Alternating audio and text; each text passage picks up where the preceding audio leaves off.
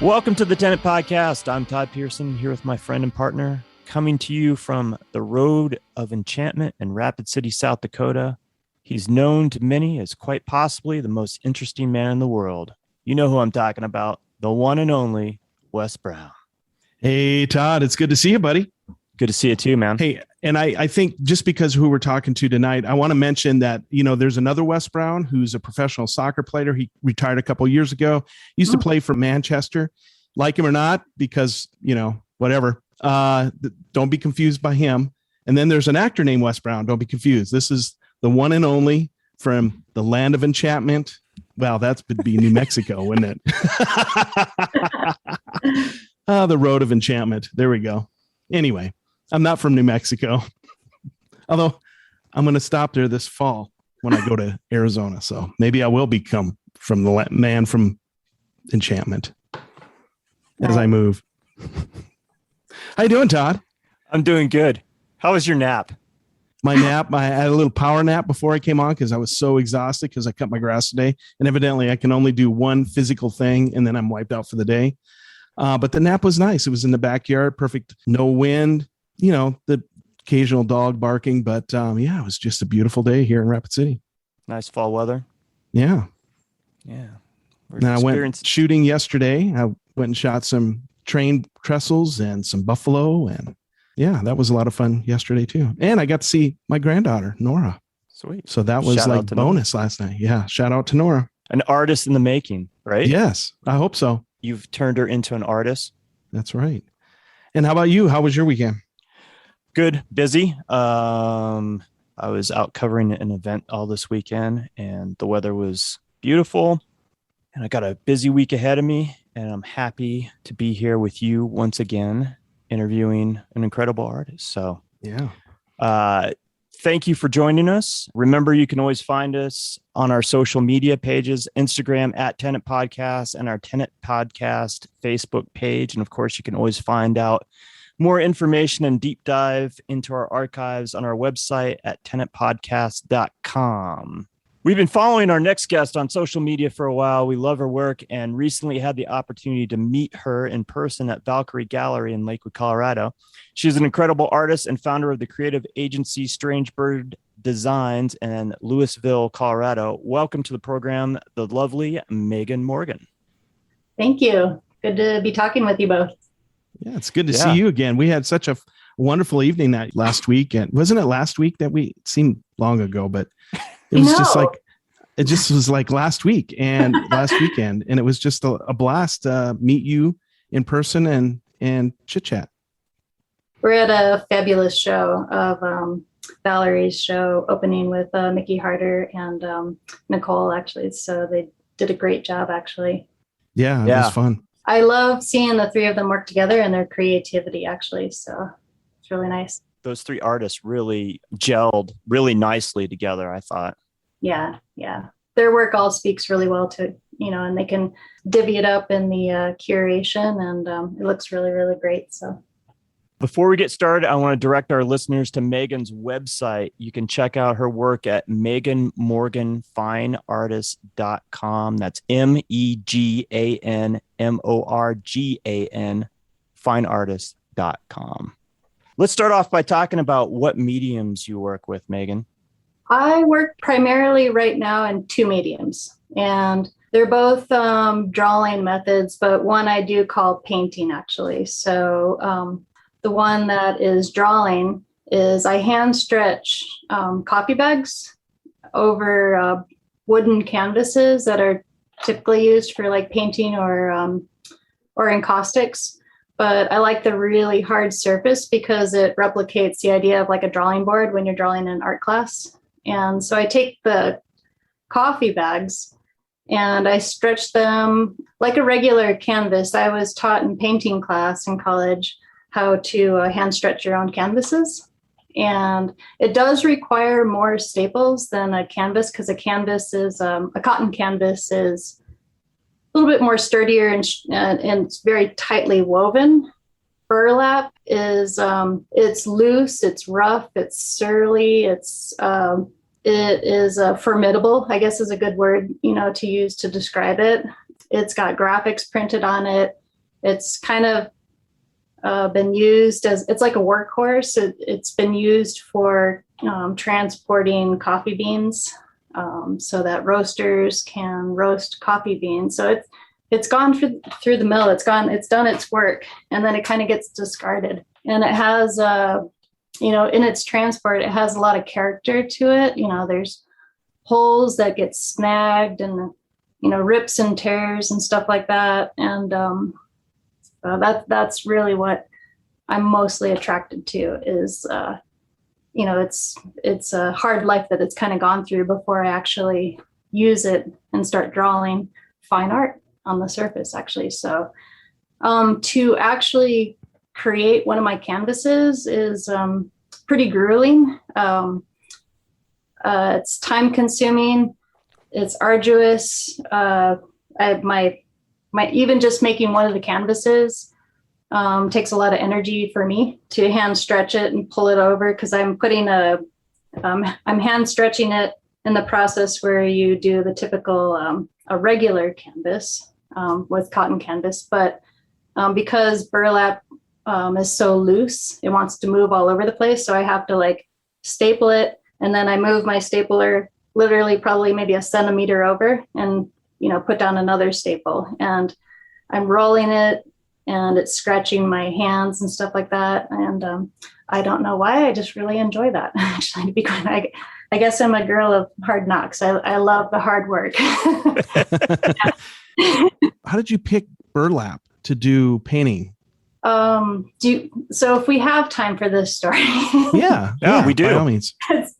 It's kind of a long story. It's kind of funny. And I'll try to narrow it down a little bit. But so this was pre-kids. I still lived in Denver. My husband and I lived in Denver.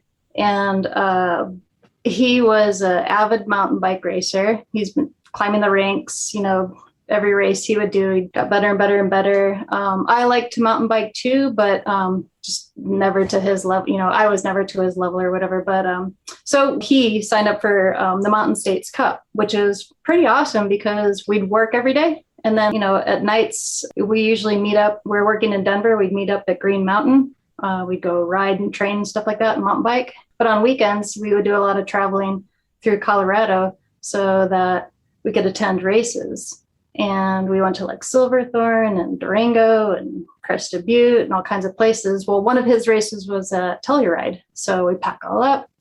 The difference between he and I'm an artist. I've got a very artist mentality. I'm kind of messy, wishy-washy. Everything is all my feelings, all this kind of stuff. I forget what that personality is called, but and I love him to death, but he's very A-type personality. So everything is packed the night before, ready to go. I've learned to live with this, so it's awesome. But I just need to know I need to do my part so that I don't interfere. But he's a pro mountain bike racer, and we're getting all packed up to go. And if I get all my stuff in the car in time, or if I get it all lined up, we're all good to go. But yeah, we're driving to Telluride. We're almost all the way there. Have you guys been to Telluride? Yeah. I forget the name of the last little canyon that you finally go up, but as you turn and you finally go up to Telluride, it's it's kind of a zigzaggy little trek up there. Well, there happens to be a coffee shop, and we're both just might as well just put an IV in us, but that's how much coffee I drink. But we see this coffee shop and we're obliged to stop. And the artist in me, as we're getting out of the car, mind you, he has all of his his bottles ready, all of his kit and all this kind of stuff all lined up so that, he can wake up the next morning and race. And we walk, and I just I see all of these wet coffee bags that this woman is she's just kind of throwing them out. I didn't think much of it at the time, but the hair stood up on my arms. And I'm looking at him with an artist's view. I'm oh my God, I need these. And he can sense it kind of in me. And he's oh, shit, oh, because she's starting to slip into her, we're not there to the race yet. You can't do this to me yet. And I'm looking at these things. I'm like, the wheels are turning in my head and we're ordering coffee. And I pitched the question. Then I see his eyes really roll. And I'm like, hey, are those for sale? I'm like, all those bags out there? I don't know how to explain it. Like, I saw them and the voice came out of me to say those words, but like, I didn't really feel in control at that moment. I know this sounds a little crazy, but the lady's like, oh yeah. She's like, yeah, I'd be willing to sell them to you.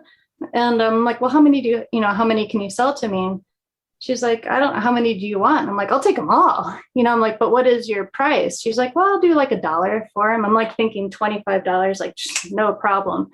And then suddenly my husband steps in. He's like, okay, let's come to reality here. He's like, those things, those soggy, wet, smelly burlap bags laying on he didn't say this out loud. He pulled me to the side kindly.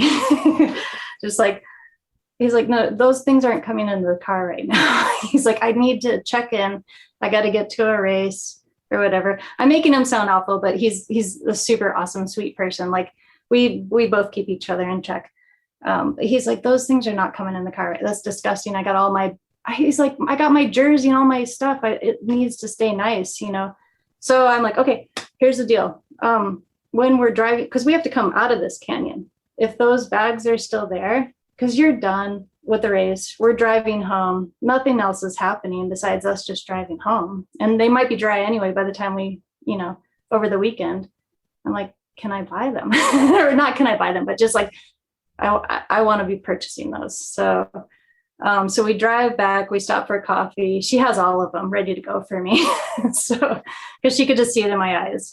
So we bring him home and he's just like, he's like, fine. What's really nice is after he's, raced 50 miles, he's all tuckered out. So that angst, that preparedness, being ready for a race or whatever, it's kind of out of him at that moment. So he's a little bit softer. And I'm like, then can I please have my toys to play with? That's not even the worst part of the story, actually. What's the worst part? I want to hear the rest of it then. So I can't even remember what year that was, but, this is like well before us having kids. So then, years passed. We still have the bags. We have done like a couple moves, you know what I mean? So every time we move, what we try to do is shrink down. So every time we move, we're like, the theory is if I haven't seen this in a year, it's out of here. Unless it's like something major, which is kind of a nice little theory. So if you move a lot, which we kind of do, or we had in the past, if you haven't seen something in a year and you haven't touched it, and it's not like like an heirloom or something like that, we pitch it. So we do ditch a lot of stuff, from our moves or whatever. But the bags were not something I was willing to part with. So, which he was reluctant. He was like, oh, he was like hoping that I was like done with that whole like weird phase, of wanting coffee bags. But yeah, no, I carried around for like a couple of years. And then we lived in Steamboat and at the time, and we have a lot of great friends from Steamboat Springs. One of our friends throws an annual Christmas party. I'd been introduced to a friend who did some spray painting and stuff like that. And I got influenced a little bit, but when I'm influenced artistically, I don't like to directly copy what somebody is doing, but he was doing some stencils on t-shirts and finally a little fire got ignited in my head. I was like, okay, now I know, I've been attempting to do some stuff with these coffee bags. I knew I needed them and I didn't want to throw them away, but what do I want to do with them? So that kind of triggered that. I had to do a lot of experimentation with them over the years to achieve different levels. So I did stencils on them and then I hand colored them and stuff. And I really wanted them to be fine art and not be viewed as a craft. That was my biggest thing, because I've had art events and other things happen and lots of, nice suggestions by people and stuff like that. But I just always constantly keep listening to myself. I'm like, no, they're not a craft. I'm using this as, a fine art element to my work or whatever. Because people have suggested like, oh, make pillows and make all of this and make handbags. And I'm just thinking, who in the hell would want a handbag made out of burlap? Like it's against your skin and it'd be itchy and all that kind of stuff. And I'm like, that's not what I'm using it for. So over the years of what I've been trying to achieve, I finally came to the conclusion that I love using oil pastels on them. When you drag them across the surface, you basically, the crayon gets eaten up almost in entirety.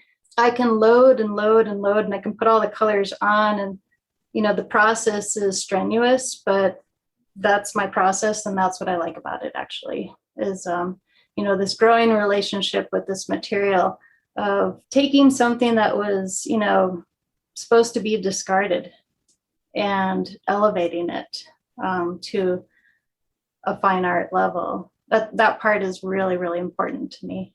I don't know how long they will last as far as like their longevity, but I have done some research and stuff like that burlap is actually stronger than cotton structurally, although scientists might debate this. But so cotton canvases that a painter paints on, it's made from the little fibers from a seed.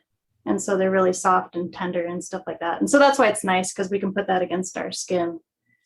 Burlap technically is the number 2 fabric of the world, actually, because of its strength. It's just that it's it's what it gets used for is like a workhorse situation.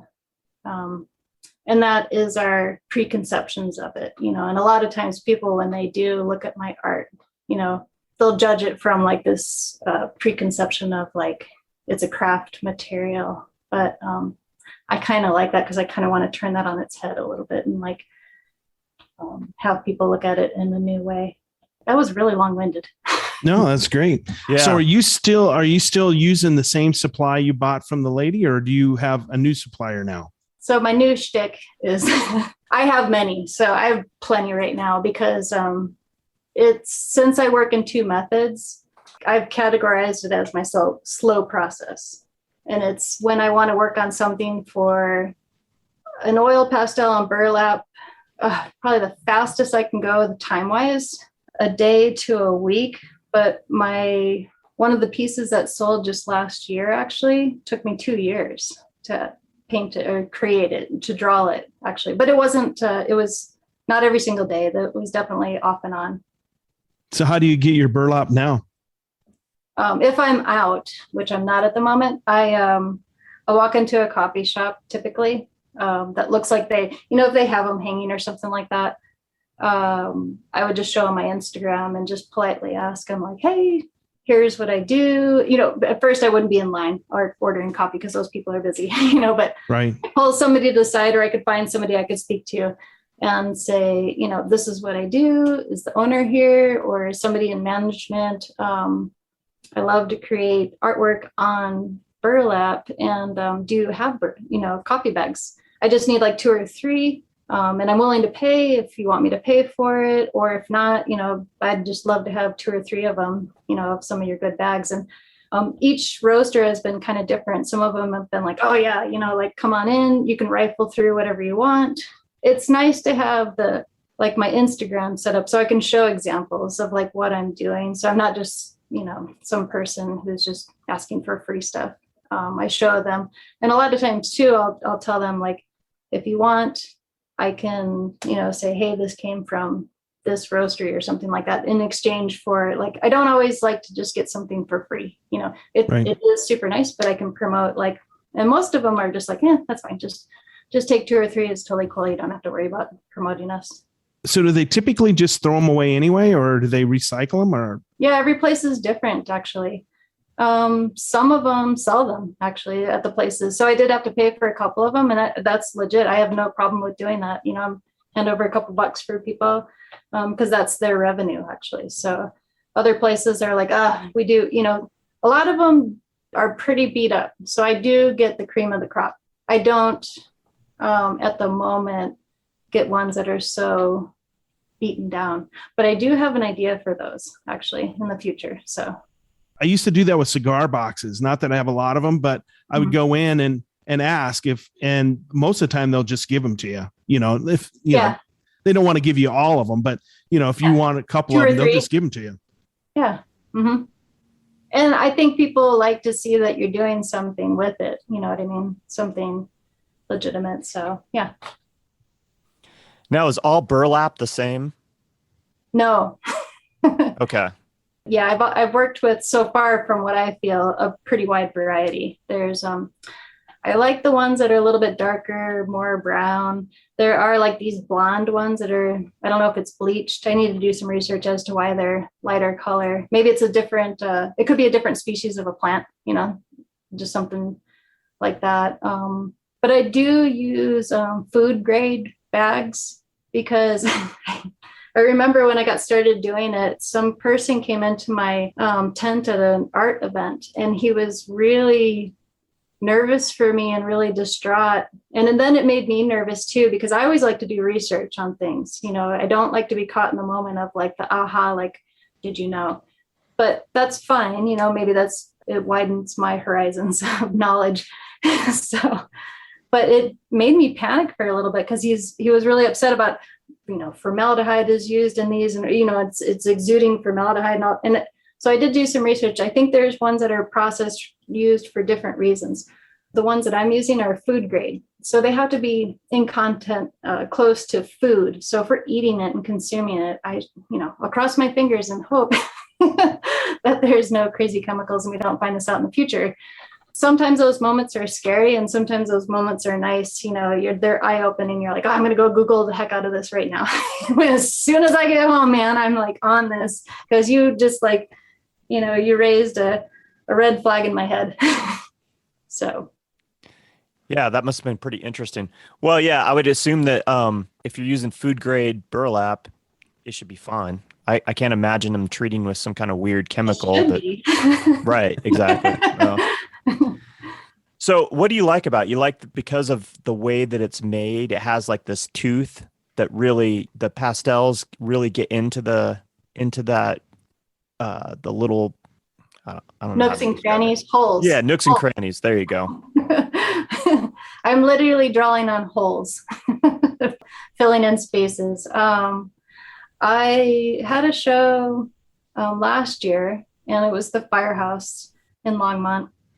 I had pitched it to the curator. I said, you know, I'm not always good with words, and it's always nice to have a little hands-on, you know, display or something like that at a gallery when you have your art displayed. And I asked her, I said, hey, can I just bring a little box of my oil pastel crayons? And I'm going to hand stretch a little tiny canvas, because that answers a lot of questions. Like, people can pick up the crayons. I want it to be hands-on. And she was a little bit nervous. And I was like, I'm like, let's go here. This would be kind of fun. Like, I guess because I have kids too. So like, I'm not too nervous. I can kind of keep a mom's eye on people.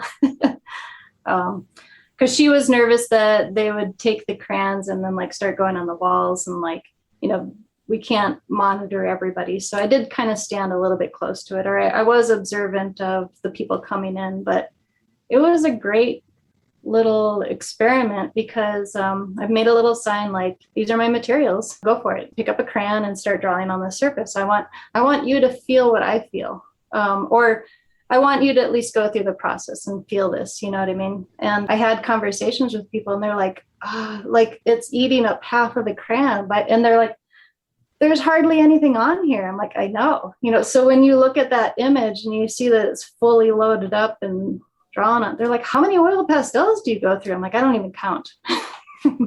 I have no idea.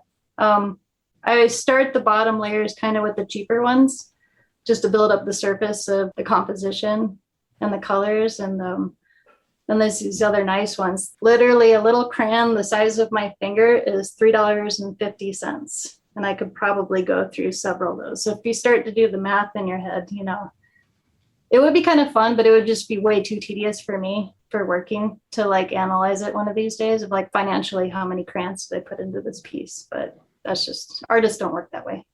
Right. Or at least I don't. I was a little curious about that, as far as how many you would burn through. A lot. I'll just say that. A lot.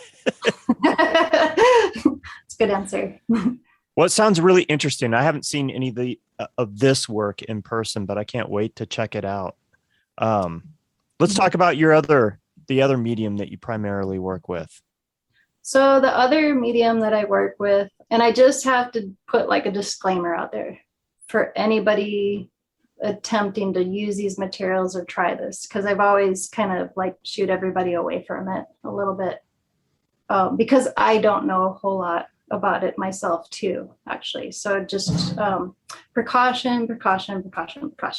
But I work with copier toner, and it's called Tusche washes. And this is something that I learned in college when I worked with Jim Dormer at CSU, who's a phenomenal printmaker, just an amazing man. But he was showing us in class one day. He's like, you take black copier toner and we mix it with water and a little bit of dish soap. And we would paint that onto, we either had lithographic stones from Germany, or we were working on aluminum lithographic plates. And so you could paint this solution on. And when I was going through college, at that time, I did not like anything super watery or watercolor. I liked learning the process, but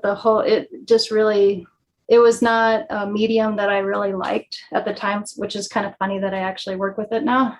When I completed my assignment, I went through the process, did the whole thing.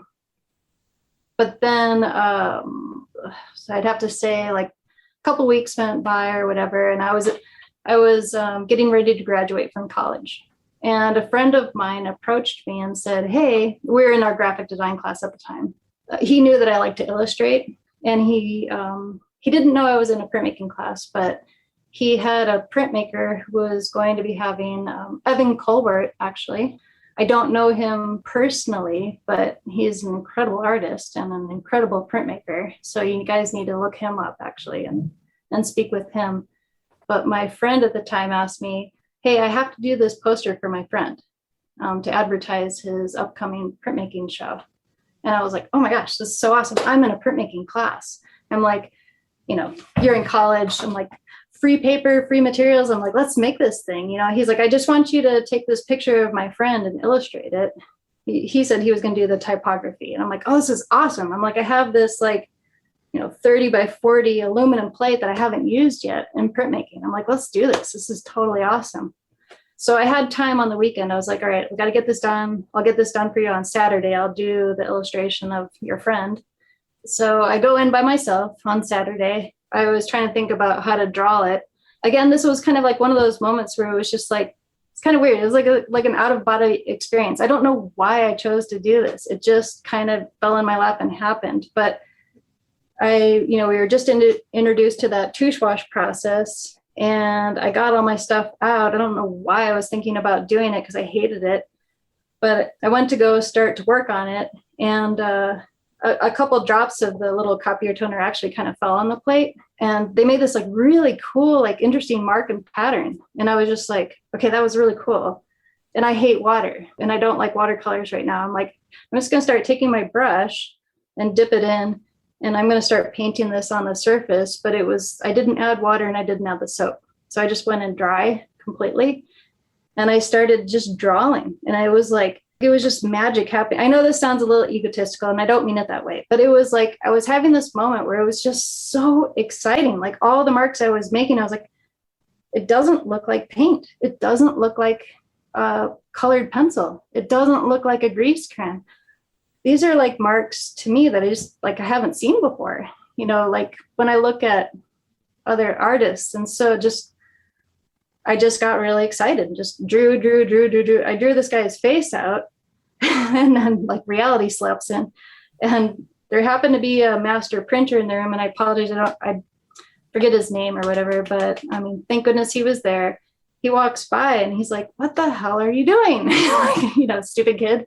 I'm like, I'm working on this piece or whatever, but I realized I was looking at it and I'm like, when Jim was showing us this process, we had to wait for it to dry anyway before we walked over to the hot plate to go heat the surface and set the image. So I just kind of thought to myself, why add the water? If it's going to have to dry anyway, I'm just going to apply it dry, and I'm going to bring it over to the hot plate and just heat it. And he looked at me and he's like, you have a flimsy 30 by 40 aluminum plate. How are you going to get that over to the hot plate? To me, I was just like, I always have this mind of like anything is possible. I'm like, I don't know, because I'm like, we have to have like wood around here somewhere, right? Like there's got to be some kind of surface. So then we like gingerly like slip it underneath the surface, and then he transports it over with me with, I've got two hands on one side, he's got two hands on the other side, because he liked the image, but he's like, all right, I'm going to help you through this. So we transfer it to the hot plate, it heats up. Then he's on the phone, actually. He called the Tamarind down in New Mexico, which is a printmaking college. And he's on the phone with them, and they're talking about something. And he comes over to me and he's like, okay, I told them what you're doing. We have to mix up this solution because you have to process the plate. So you heat the copier toner up on the surface, but then you actually have to process it. And I apologize, this is 20 years ago, so I don't remember. I do have it all written down, but it was the equivalent of like dumping ketchup on the surface here and like, smearing that all over. And then I had to go through the process. Once that's on heat set or whatever, it sets the image in. Then you have to take like a really nasty chemical. It was mineral spirits and stuff like that. And I just spent hours and hours and hours because I was kind of excited at the time, just scouring the surface of this plate so that I could pull every little inch off of it. Once you pull that off, then you can, then my friend came by and the plate's exposed again, and you can then add whatever you want onto it. So then he added the typography that's down each side. So he just used a grease crayon, and we got our fingerprints all over it. It's kind of funny. It's kind of messy and rustic and stuff like that.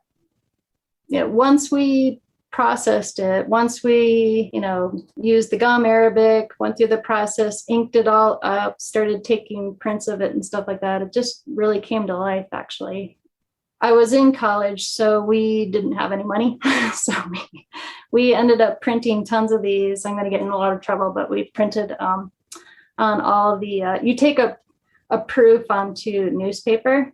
And so it was kind of like a guerrilla operation. We're like, oh, let's just print all these on newsprint, So we printed all of them on newsprint, like over 50 copies, which is not supposed to do that, but but we were just really excited about it. And I did go over to the student center store, and I did buy, I think, like 3 or 4 really, really nice, the nice Reeves paper. It was, so I did get like 3 to 4 prints of it.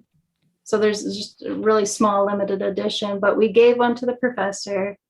We gave one to my graphic design teacher at the time, and then both of us got one. So we had 4 pieces of paper that were on the nice stuff. So that's all that exists, actually. And then the rest are on newsprint. So fast forward. So I was, last semester of college. I make this poster. I graduate, and I interview, I'm working as a waitress or whatever until I can finally get my graphic design job out of college, which took a while or whatever, but I'm settled into my first real job. This took some time, took about a year or so or whatever, getting out of college. So everybody who's going through college and it takes time to get a job, don't be discouraged. Just keep going if it's what you want to do. On the pavement, interview everywhere. Don't just, interview at a couple places. But so I get my first real job, I call it, out of college. And it took some time, took a couple months, but then you start to get to meet, the people that are the junior designers that are at your level, but everybody's at different levels though, which is pretty phenomenal. So there was this guy, it's like a Photoshop wizard or whatever. So I always love when people are wizards. So I'm a little bit of a leech. Like I'll go over and I'm like, cool, that looks awesome. Like compliment and like, hey, how'd you do that? Like, just strike up a conversation or whatever. But, a lot of times people are kind of excited to tell their process. But so we got to know him, a couple months go by or whatever. And he's having a party. His name is Marlon Hernandez. I don't know where he's working right now. Really amazing graphic designer. He's out in California, I know, with his family. But so my husband and I, we go to one of his parties, and he has, I can't remember, it was like downtown Denver. It was like he was renting this place like a warehouse or whatever. It wasn't like your typical apartment, but they literally had a band in the back of their place, you know, and I don't even know how to describe it, but I was like, dude, I can't even believe like you're living at this place. You have an apartment up front, and then you have this giant warehouse opening in the back, and they had a band playing. But as we walked by his room, Jamie's like, hey, that's your poster. And Marlon's like, I got that off in Denver or whatever, because my friend took the posters, and the idea was to go wrap them around telephone posts and like just basically post them all over Denver or whatever. And I'm like, oh, I made that. And he was like, no, you didn't, you know, like, because we had just gotten to know each other at work. I'm like, no, seriously, actually, I did make that with my friend. And so it's just kind of a funny story because he liked cool things and all this kind of cool stuff. and there's your poster.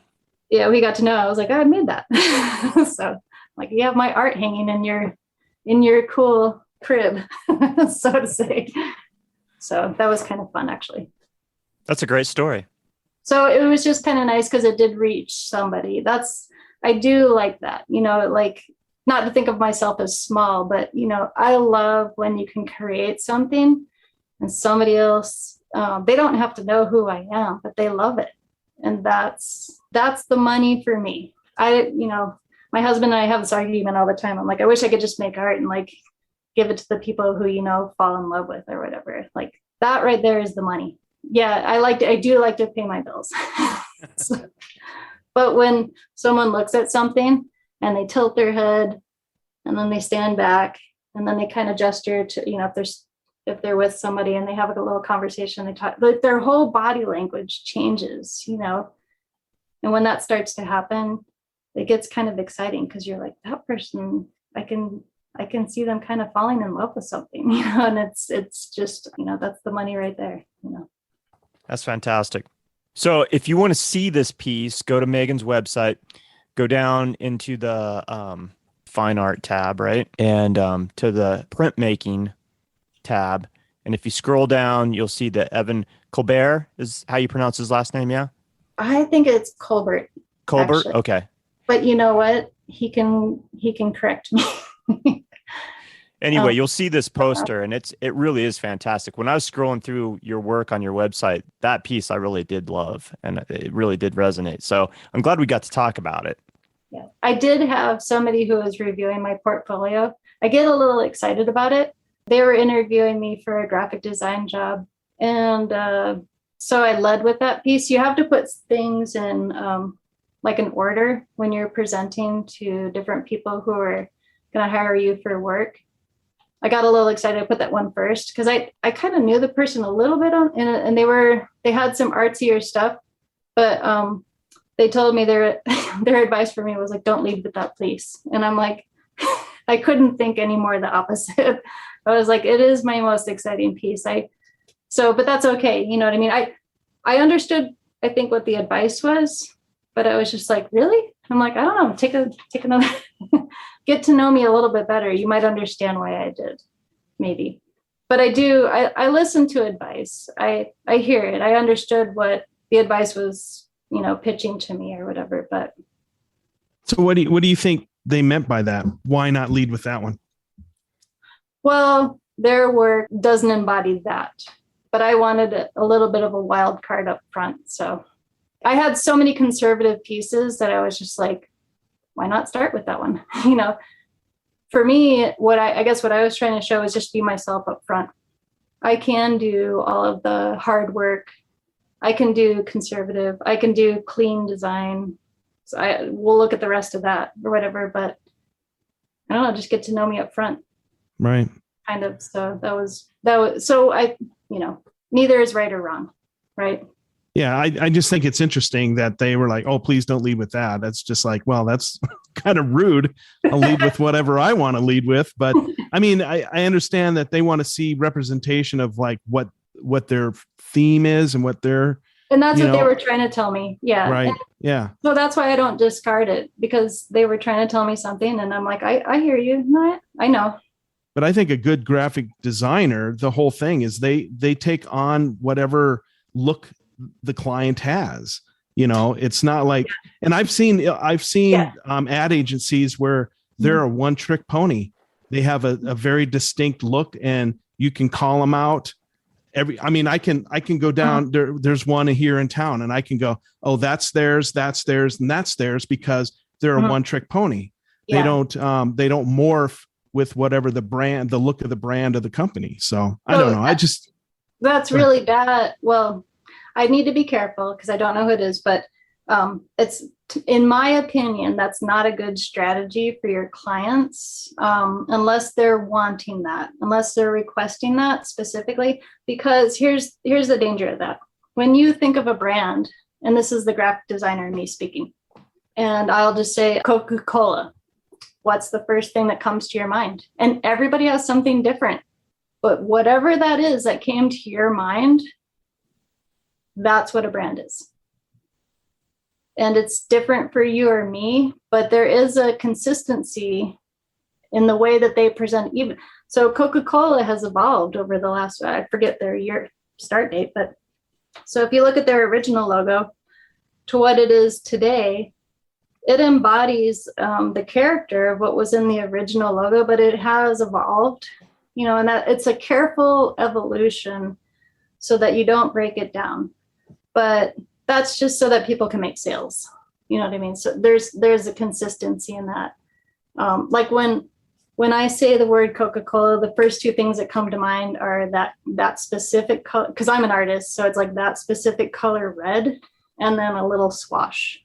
Mm-hmm. And then like I don't know what year it was, but the little, I can't sing, so excuse me, but like that little, I like to give a world of Coke, that little song. So that song comes to mind too, because that was such a genius commercial, and I don't know who produced it, but that was genius. So, but it's just those little, so that's what a brand is. So if you're doing cookie cutter and your style is across a bicycle company or a bakery or a construction worker, and it all looks the same, you got to be a little bit careful with that, because everybody's company is a personality. So when we do our graphic design work, I operated on the idea of my husband and I, we work together.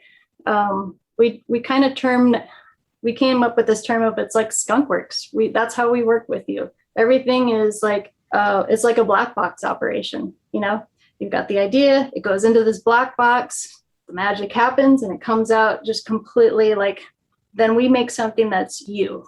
So it's distinguishable. So if you're a construction worker, there's millions of construction workers. So our biggest question to them is great, everybody's doing the same thing as you are. What is that 1% or even less than 1%? Why would someone choose you? What is it? It doesn't matter what it is. You just have to have some kind of an answer for that, And so that's what we try to extract, and that's what we try to do for companies, because you have to sell that part of it. That's why people buy into you, trust you, or whatever. That's how you get your clients. It's that small little niche. So we got into the graphic design a little bit. Well, we snuck it in. Yeah. I knew we were going to talk a little bit about it anyway. So, but this is what I love about your work, is that there's definitely this feeling about it, but you're not set in any one direction, or it's nothing is set in stone. And I love your exploration of all the different subjects that that inspire you or what have you.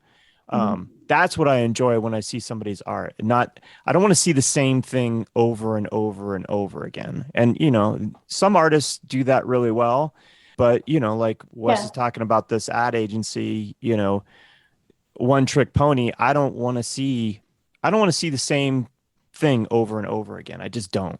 I want to be inspired by what you're feeling at that moment, or your vision, or whatever that is, Well, everybody's different. I do have clients where they do want that, a little bit. So I have to just be a little bit careful about that. But that's the graphic design part, not your personal work, right? Yeah, that's where, yep. Mm-hmm. That's where it diverges. And I guess when I'm talking about that, I'm talking about your personal work. I also looked at your design stuff too. And, what I love about your design is it's very clean. I love clean design, and it's very well done. And I can tell that you have a relationship with these folks, and that you are definitely making it, you're personalizing it to that particular brand or what have you. Mhm. So, but yeah, with your own work, I just love the diversity of it and your exploration of subject matter. So the fine art work develops when I run out of work. And so it's kind of like, it's exciting actually for me. It's not exciting for our bills, but I'm like, it's just a matter of like how we get projects and stuff like that. But sometimes I can see like, I'm like, oh, next week I've got some free time coming up. We're ending a big project, and there's always stuff that you have to do for your own business. I can drive myself into the ground doing that. But a lot of times I take my time off and I just change hats, and I just go right into fine art mode, because that's a mode where it's not client based. It's all about me.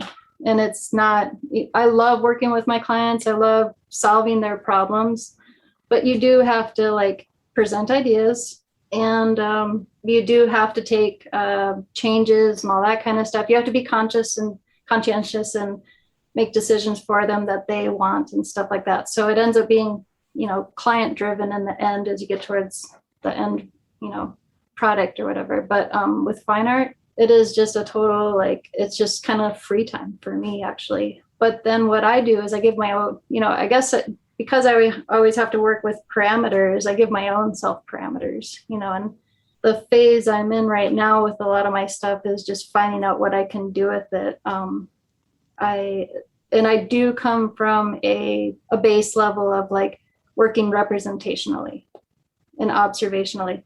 I've dabbled a little bit with abstract, and I totally want to get there, but it would be like asking someone who plays guitar to like suddenly pick up and start gaining interest in being fluent with, a saxophone.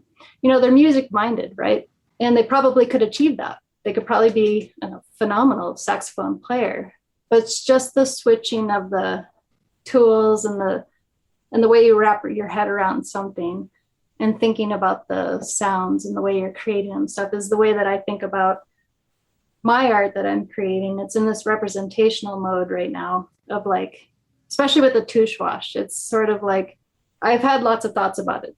My Tusche wash, since it's uncontrollable, and I'll describe it a little bit more.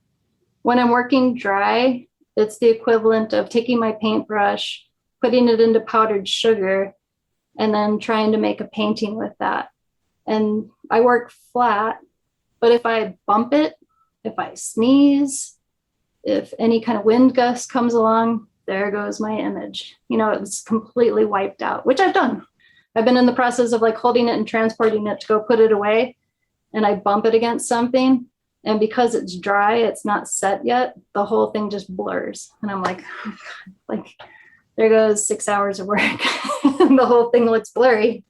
When I use it wet, and there are examples of this, you can look at some videos on my fine art site. That's kind of exciting too.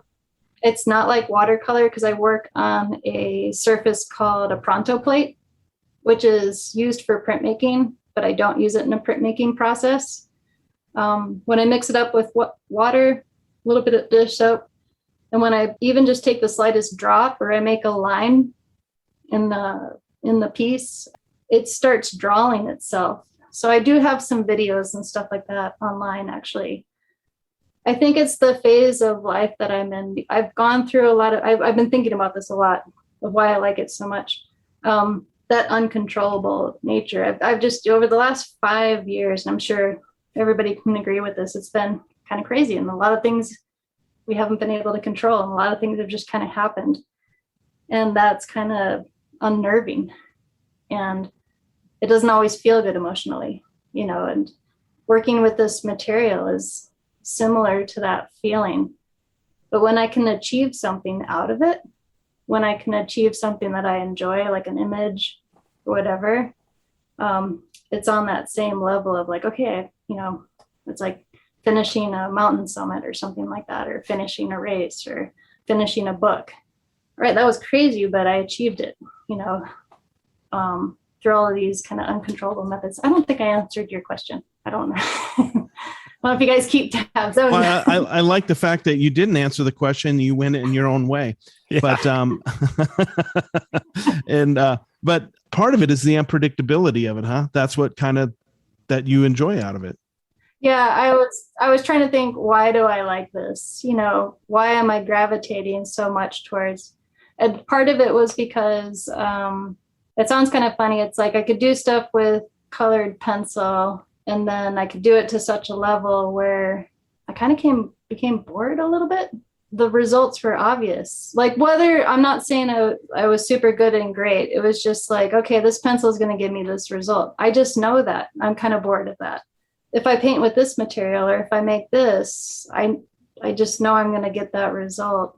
That might be limit. You know, I may change my thinking about that in the future as I play more.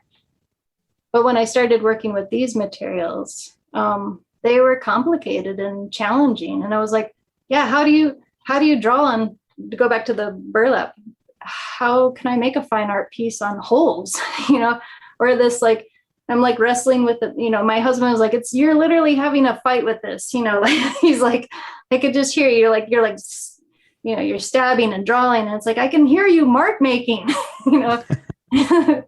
Or, you know, and I have this set up here actually too. This is my workspace. When I'm working on this, it's like I'm on pins and needles or whatever, but it's kind of more like, aha, you know, I actually made that. You know, I walked across the tightrope, you know, or I did something that seems impossible, you know, so that it's just kind of fun a little bit.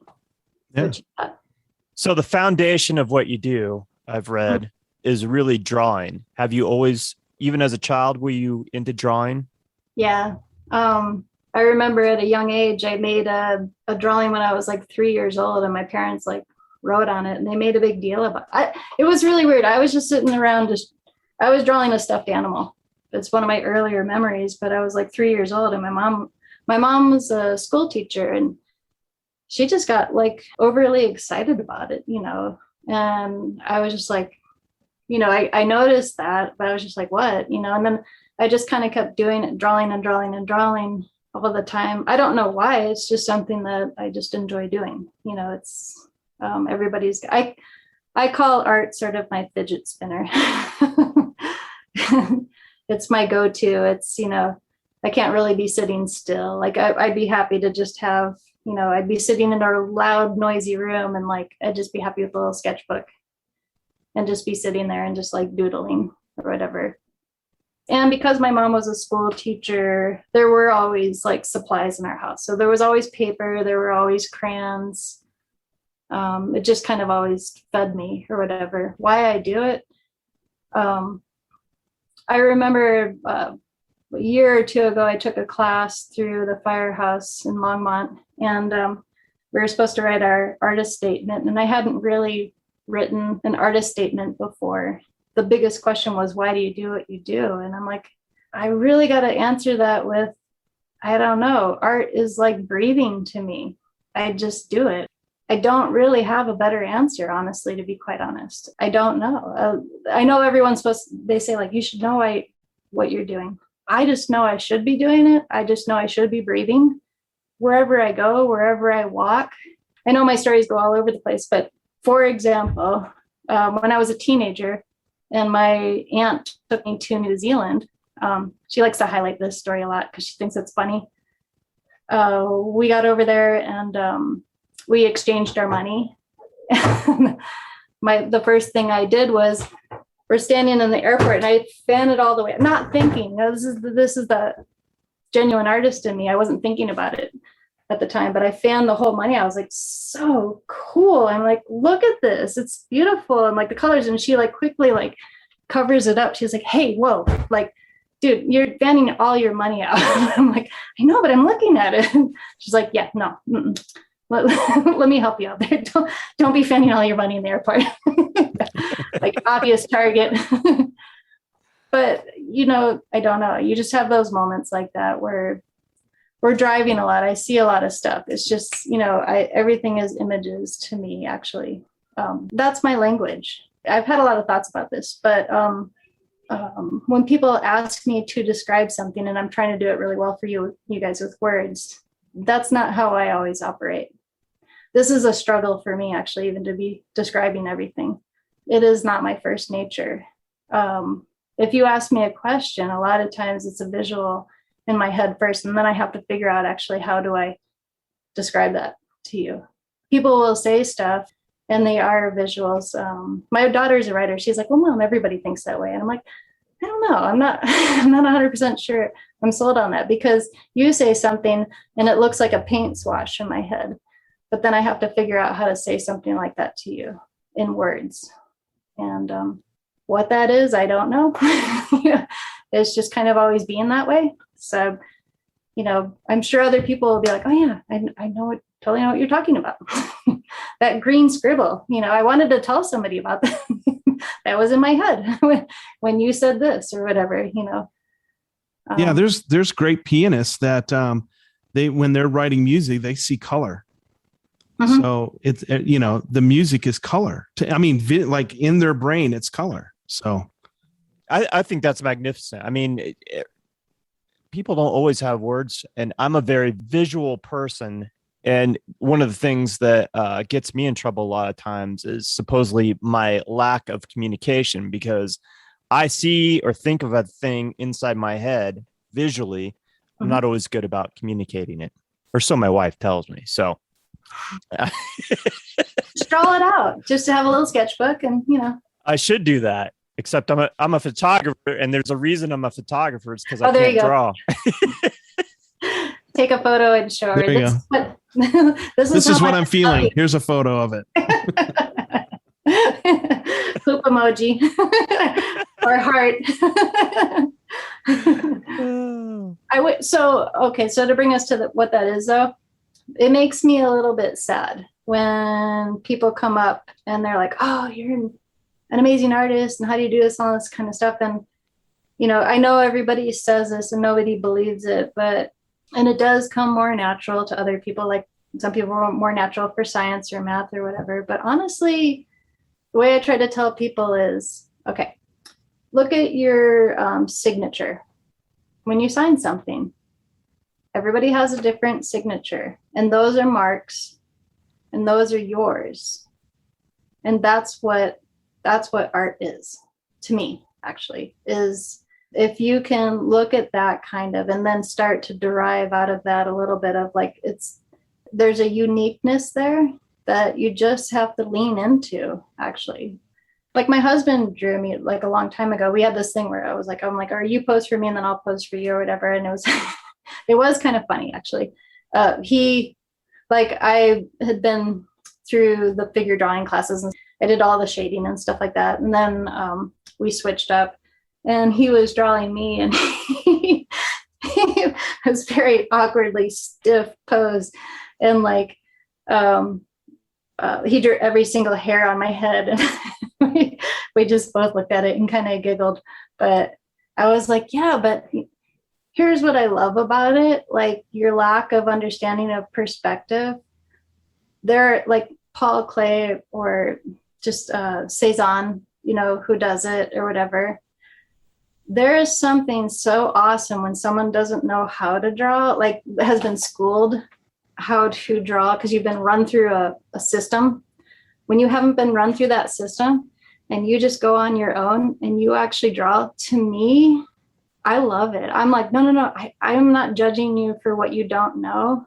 It's so awesome that you don't know how to draw a hand, because that weird, awkward, that's probably bad words to use, but like the hand looks so awesome to me, because sometimes, not that I draw perfect every single time, I can't get to back to that point sometimes of going backwards a little bit. So some of that abstraction, some of that, not understanding the space, stuff like that. I'm trying to think of some other artists that, just have just beautiful marks.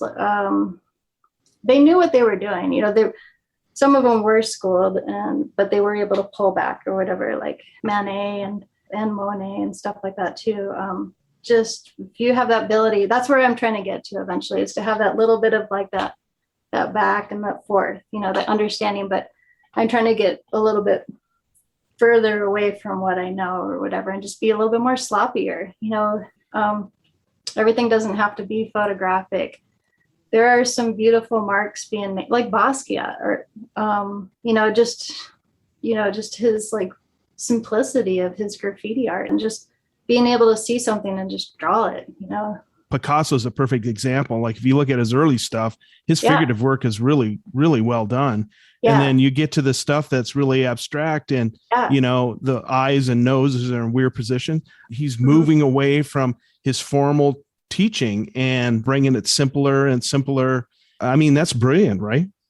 And he also had that, like, he had stuff that he was looking at, like the African masks and stuff like that. And all of that art that kind of influenced it a little bit. And he started bringing that in. Yeah. But yeah, to get your mind and your hands to twist around like new mark making and stuff like that.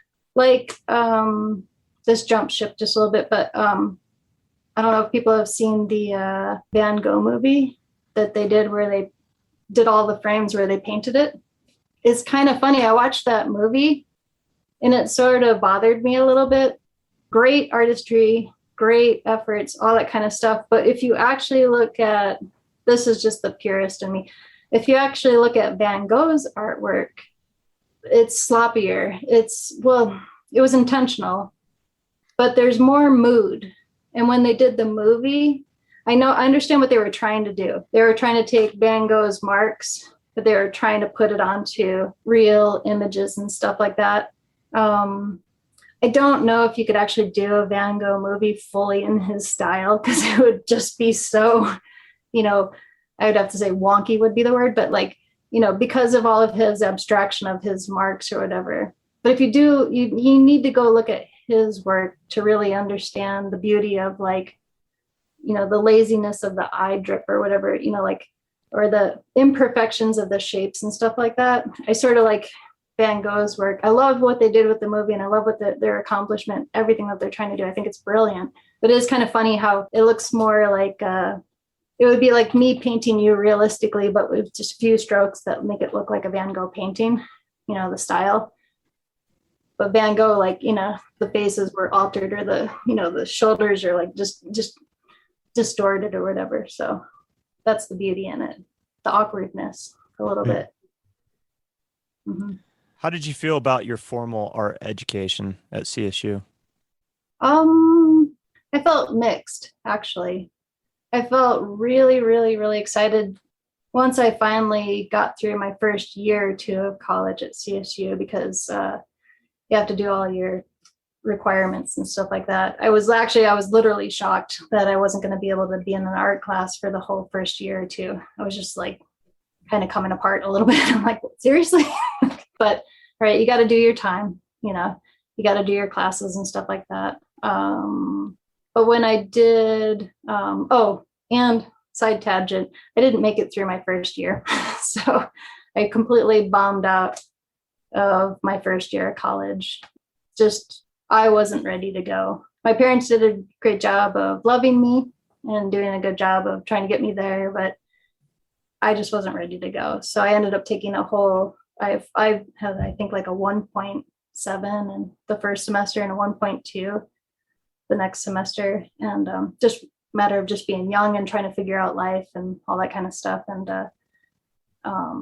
got a job. I took a whole year off. During that year off, I knew I was going to go back. It was just a matter of like time and stuff like that. So I took a full year off, enrolled myself into summer school, actually, to get myself back in. And for the first time ever in my life, got a 4.0. I'd never had that. I was always a C student. And I don't know why, to be quite honest. It was just sort of, maybe, I just sort of took education for granted a little bit. I kind of regret it a little bit nowadays, but, I'm catching up. But I would have to say, though, that first 4.0 just ignited a fire in me that I didn't know existed. And I do have to credit a lot of it to my husband, because that first semester, he saw how I was studying and stuff like that. And he gave me some suggestions. He's like, well, you're such a visual person. So here's really good advice for anybody who's struggling.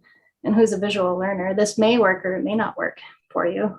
But he's like, go to your class. You're going to have 2 notebooks. He kind of gave me an assignment. And I was like, all right, cool. I'm like, because I've never heard this before. But he's like, get 2 notebooks. Take all your notes really fast. He's like, when the teacher says this and like emphasizes themselves, he's like, pay attention to that. That's probably going to be on the test.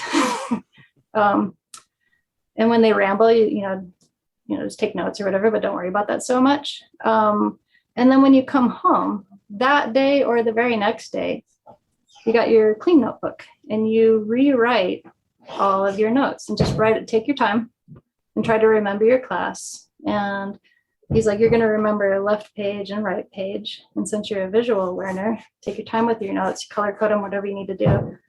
But then when you go to take your test, sometimes you'll be able in your mind to flip through those pages and be like, oh yeah, that answer was on the left-hand page. And maybe I can try to visually remember where that was or whatever. And just that second time of going through the notes and rewriting all of them was such a game changer for me. And I never had anyone suggest that before. And I never went through the process of doing that before. But I was like, oh my gosh. I always thought being smart was something that you were born with, because of being a C student my whole entire life. It was that moment where I realized, I know this sounds stupid and silly, when you have your own feet on the ground, I was paying for my own college at the time too. I kind of got in a riff with my parents, but I was paying my own bill.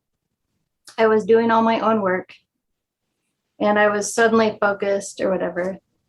And I was actually listening and learning and had my brain, and everything was turned on at that moment. Everything changed. I actually realized, I was like, holy shit, if I had been paying attention this whole entire time at school, like how smart would I be?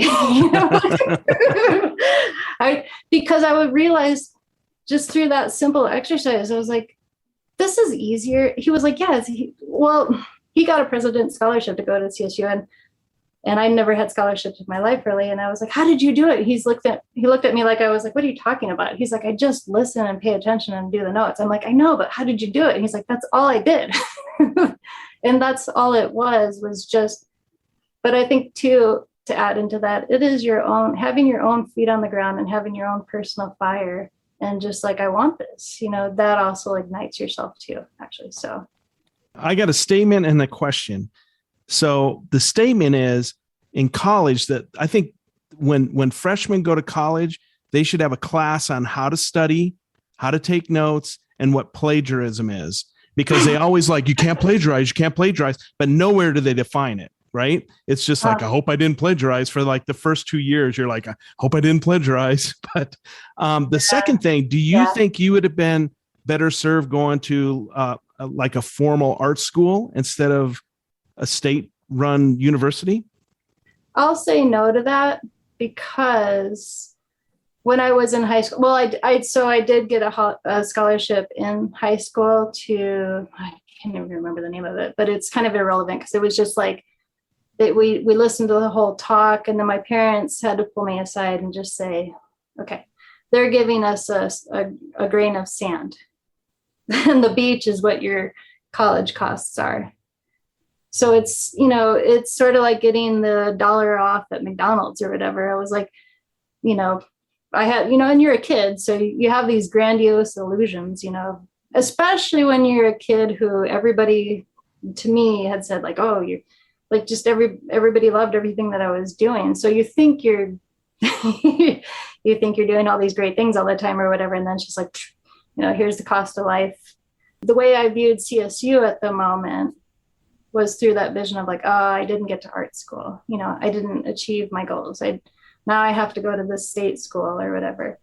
The thing that changed my mind was, kind of failing and then coming back and then starting to build myself up and succeed actually, by myself. Well, also too, with the help of like my husband and stuff like that, just other support. But then just opening up my mind and meeting the actual professors that were there, and they're brilliant. It's not the run of the mill. Like CSU has, I think, one of the top graphic design schools of Colorado, I think. And the printmaking professors that are there, the drawing instructors that are there. I really like them. Not everybody does or whatever, but you have to run it through. They're giving you advice. They're telling you what to do, but you as a student have to take all of that in. You still have to make your own decisions, and that's what I try to do all the time. It's like, it's all great advice, but you follow your instincts and stuff like that. They're telling you stuff because those are tried and true solutions and all that kind of stuff. Use these materials, do this or whatever. You're going to get these kinds of results. This leads us into, this doesn't answer your question. This leads into, how do artists become original and create art? You're taught how to draw. You're taught how to make a pot. You're taught these are the best materials to use for painting. But it is up to you to present new. You're fresh. You're young. You're you're a sponge, but you're not set in concrete yet. So you throw the questions out there. You ask the teacher, why do we do it this way? And sometimes then you can come up with something new. You take everything that the college is offering. They're schooled in what they're doing. They're teaching good practices, good things like that. But you have to come to it with something new somehow. What that is, it's up to the artist to figure out. There's magic behind whatever you do. You just have to kind of figure it out. And you don't know when that magic's going to happen. It's like driving by the coffee bags, it's like the hair stood up on and just listen to that kind of stuff or whatever. Why do you need it? I'm not calling myself Picasso or anything like that, but it's just, I'm sure that happened to those people of like, all right, we're doing it like this. And, what if we do it like this? It's almost scientific. It's experimental. What if we change these up a little bit? Or math? What if we change these little numbers up to try to get a different result?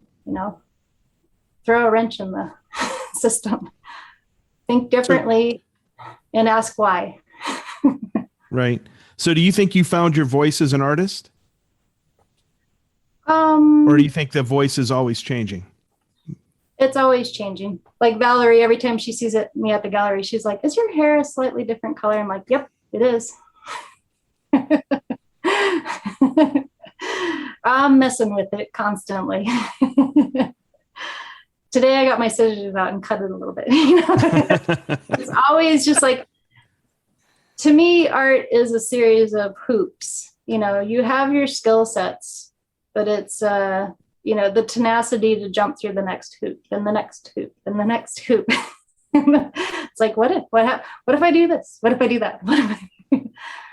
That's what keeps me going, actually. So that's why I've had some people say like, oh, we're not interested in your art. You just do representational. I'm like, all right, well, just, keep paying attention because it's going to, I don't know what it's going to be next year. I don't know. That's the beauty and that is the excitement for me. Every day I wake up. I honestly can tell you right now, I don't know, but I do know I will be creating. And I want to, it's just like, there's a great quote I bought. It was a Damien Hirst book. And his mom, he talks about, he's a little kid and he drew this picture and he shows it to his mom. And instead of her, which is kind of great, instead of her being all congratulatory and stuff like that, she takes it. I don't know if this is literally how it goes. This is how I remember it. She takes a piece of tape and she tapes it onto his drawing and she goes, continue. Rather than saying, which is kind of nice a little bit. At first I was like, whoa. But it's like, you're not done, carry on, keep going. Like, cool. All right, awesome. Yeah, let's celebrate that for like 2 seconds. But, that's what art is to me. It's keep going. Or if I go into a gallery, now that I'm a little bit older and all that kind of stuff and a little more educated about art or whatever, I get excited when I go into a gallery and I don't understand any of it because all of a sudden I'm just like looking around I'm like, I don't get it. And you'd think that the artist should be the one that gets it, but it's like a little puzzle for me. So I want to actually sometimes go up and find the artist, which they always say, you should always judge art with your own opinion. But to me, it's like watching a documentary about a band, or like Aretha Franklin just was recently out. It's those little stories. It's like, well, what was going on? I like to look at it for sure. Yeah, I will make my own opinions of it, but I also like to match it up with what was in your head when you were creating it. What is this? Like, let me a little bit into your world, explain it a little bit, or describe your thoughts, because it makes it so much richer for me. I will always still judge it for however I see it, and especially if I see something that I don't like, if I have a conversation with somebody and I understand what they're doing, it just opens a whole window and it sheds a whole new light on it.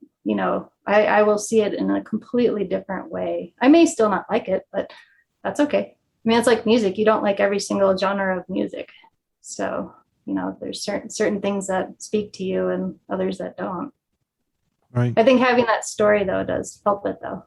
I like hearing that story, too. And I love that on your website, you talk in pretty detail about these different pieces. So I enjoyed reading about what you were thinking about when you were creating these, or what the inspiration behind it was. Yeah, they're not academically written, but they come from just a place of honesty, right? That's who you are. That's what you were doing. That's what I try to do. Yeah, let's just bring it to I think we were having that conversation the other night at Valkyrie Gallery. I do appreciate in totality the master of fine arts and artists who are incredible writers, like Robert Motherwell, not necessarily a writer, but very well read, understood his subjects thoroughly, could write well about his work too, that was abstract. I don't even understand everything that he writes. I appreciate all of that, but there is, I do think about the whole world, all people looking at artwork. We're not all at the same levels or whatever. And I like to at least be able to give a description, what I try to call for everybody, in a sense. So, and we can always try to, I can try to educate myself better. We can try to take it out always up a higher notch, but that's a smaller group of people. And I don't think art shouldn't just always be for a smaller group of people. Even if it's something brand new, or if it's breakthrough, I don't care what it is. If it's the most awesome piece of work, that the whole world can agree on, it should be able to, at some level be able to be explained to everybody, to kind of get a feeling or a sense of it or whatever. You could have honestly, I feel like you could have different levels of explanations to kind of satisfy all. You can give the in-depth, nerdy, well-researched, poetic, higher level explanation. It's beautiful, but you should also have it for everybody too, that's because everybody's not on the same level. Not everybody has not been afforded the same, the same road in life. You know what I mean? And I just, so art shouldn't just be for a higher level only. I think, I think it's everyone, right? It should be for everyone. Yeah. Mm-hmm. Yeah. Sometimes I think when artists write really complex and intricate descriptions, a lot of times I think they're just blowing smoke. They want to sound important, so they write these big, flowery, deep explanations of their art, and you're full of shit. But okay. I do to a certain level. Yeah, I have a daughter now who's attending CU, and she's going in for writing. So a lot of, she criticizes my writing. She's like, "Mom, sounds like you opened up a thesaurus book." Hey, that's how and Blinded by the Light.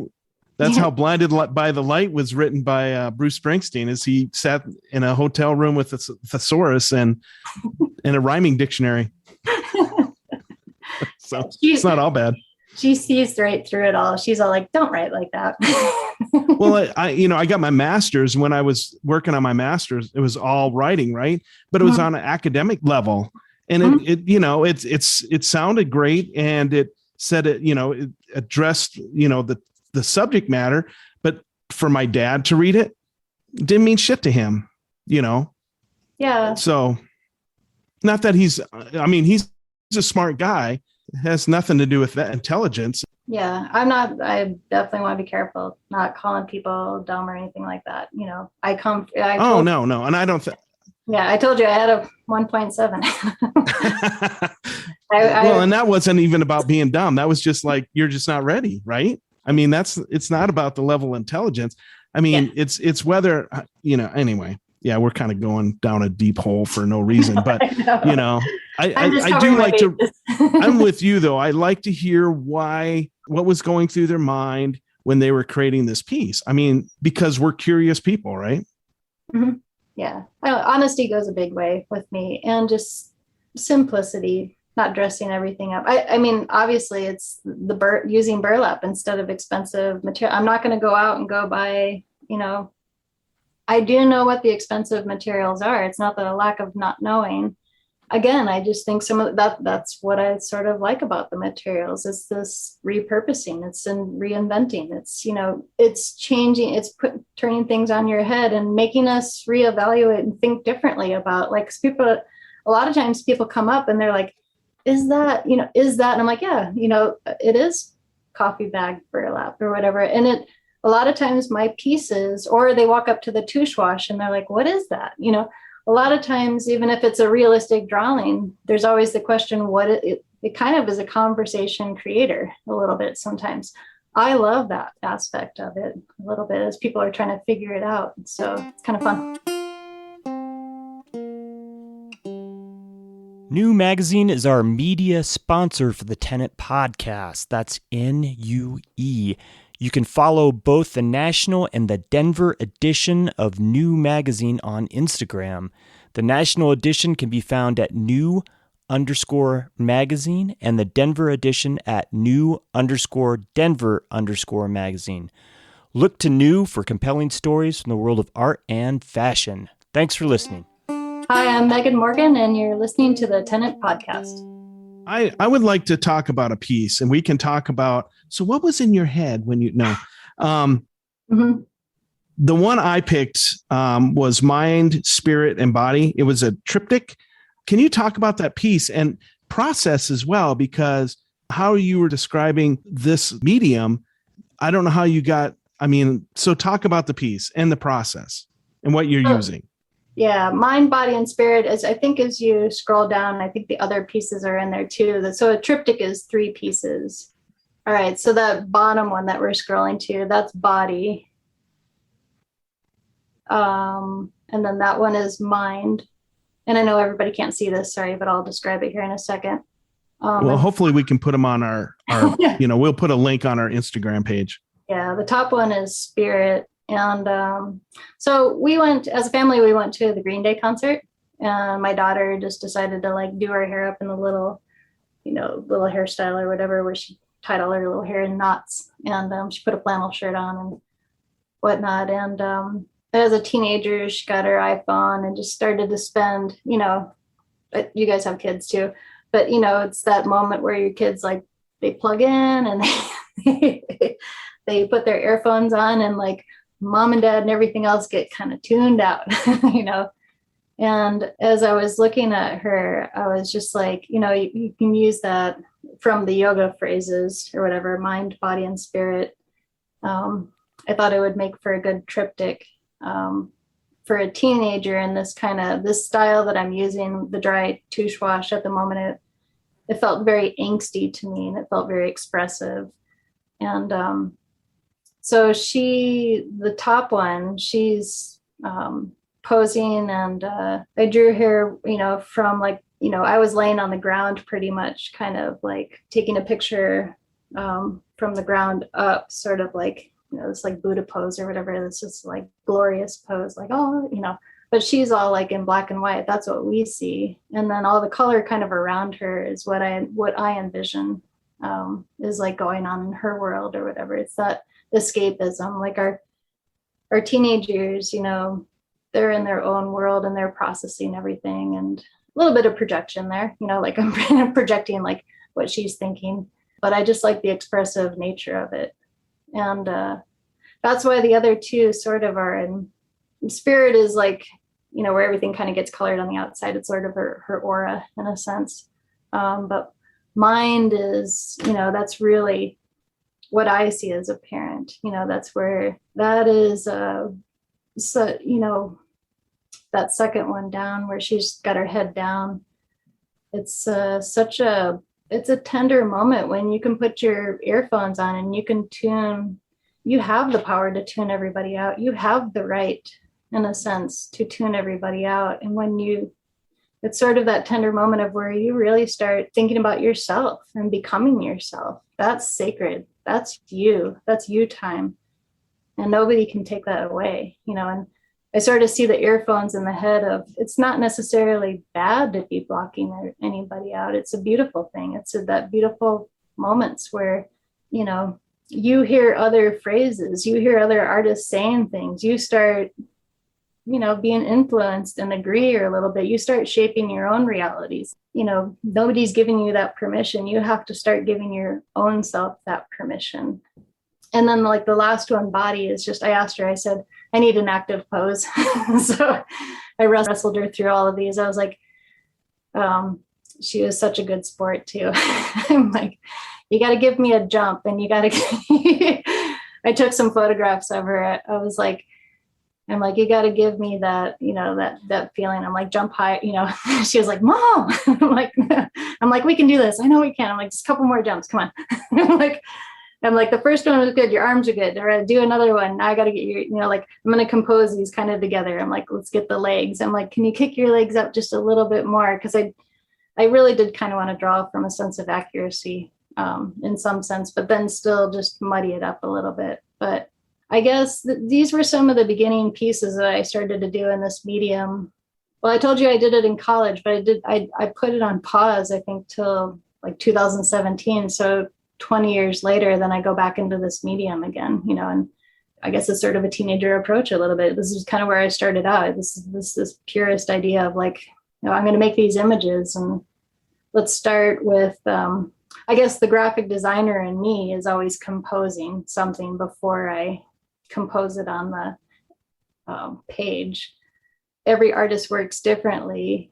I'll make this short, but I do a lot of work in my head actually before it ever goes down. I've had a piece that I've been working on for 2 years. Actually, just this week, I woke up, I had a dream and it changed again.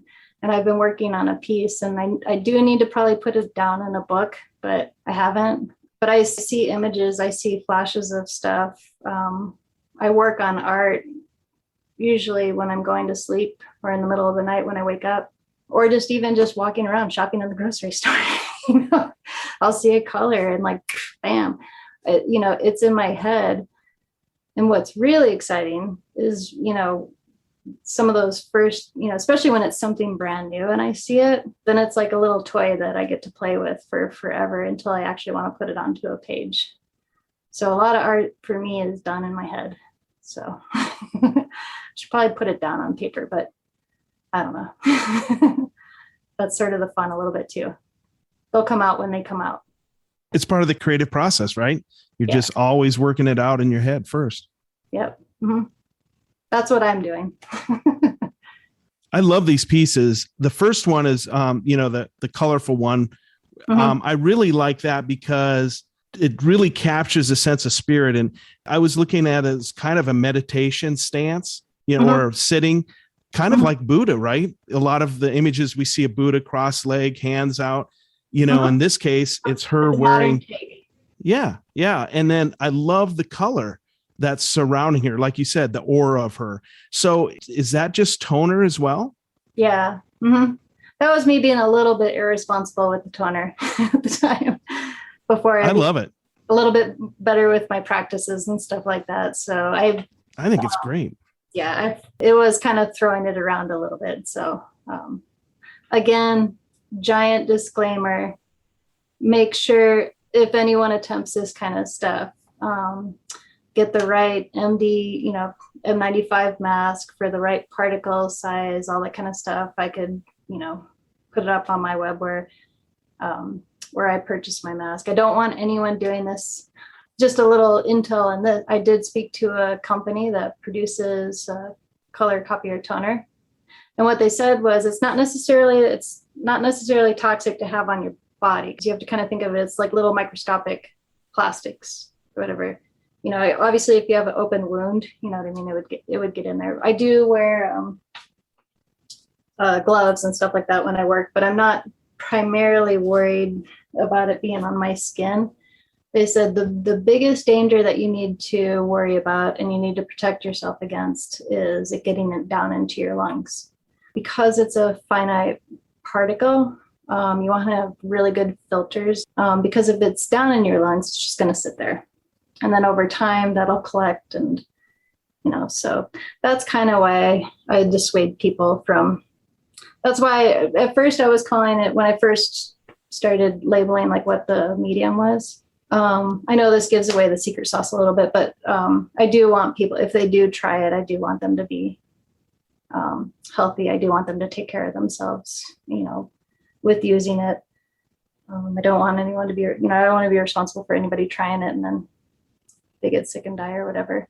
But just really good filters on your masks and stuff like that. Replace your filters and stuff like that frequently. You try to stay masked up as much as possible. I try not to like fling it around and all, like, you know, because it is a finite particle. I'm conscious of where I use it and clean up the surfaces and all that kind of stuff. So do the best you can. Well, it's a beautiful piece. I love that a lot. So I like her shoes. That's my her shoe right by my little name right there, that with her bands. And then I like the cords going down through her chest because it's almost like it's like her lifeline in a sense. It's sort of like the phone is like connected, you know, it's like I put a little splash of red right by her heart. And just to kind of, you know, it's just like what's, you know, inside of you a little bit. So I got to ask you this. Have you always had, even as a child, like this vivid imagination? Like you say that you process everything in your head. Is that the way it's always been for you? Yeah, pretty much. Yeah.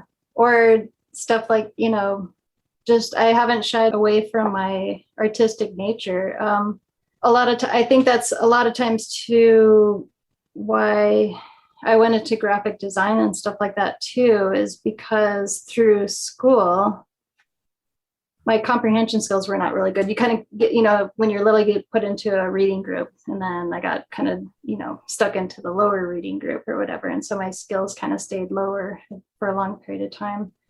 But art for me, I'll try to go back to your question a little bit. I would have to say it's been frustrating, but I actually enjoy it sometimes, because when people sometimes say something to me, I have a different interpretation of what they say. And sometimes that interpretation leads to the creative thought that I need, actually, because I maybe misunderstood somebody or got filtered in the wrong way.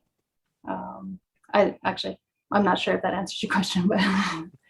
No, I mean, I'm always curious how people process information and how their thought process works. So that's where that question went. And I think, you know, everybody processes differently. And, you know, a lot of artists, at least with photographers that I know, a lot of people are dyslexic. And so as children, they were looked upon as being, you know, maybe not as smart or having some kind of learning disability, but they're brilliant artists, you know, like their brain is wired differently. You know, think differently. You just, you interpret differently. You think differently. Someone can point something out to me and say, this is what I meant when I said that. And then all of a sudden I'm like, oh, okay. When you said this, though, this is what I thought of, actually. So neither are necessarily right or wrong. It's just more of like, you know, my mind went there, you know, when you said that. So, but upon further explanation, it's like, oh yeah, no, I'm right there with you. Okay, I get it. Yeah. Yeah. We're all on the same page now. I want to talk about a piece real quick.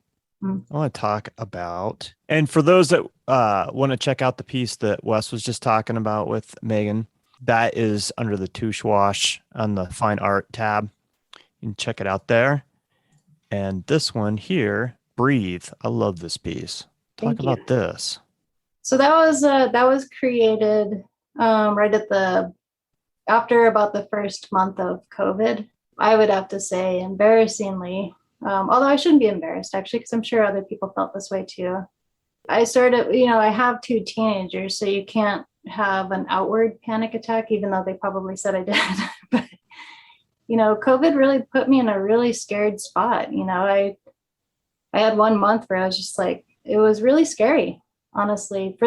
I'm sure a lot of people can testify this, that, and there's probably other people who are like, oh, they've never still come to terms to that all of this happening. But for me, I took it really seriously, not scared, like, they call people like, who are in a bubble or whatever, just a really honest being scared of like, this is worldwide.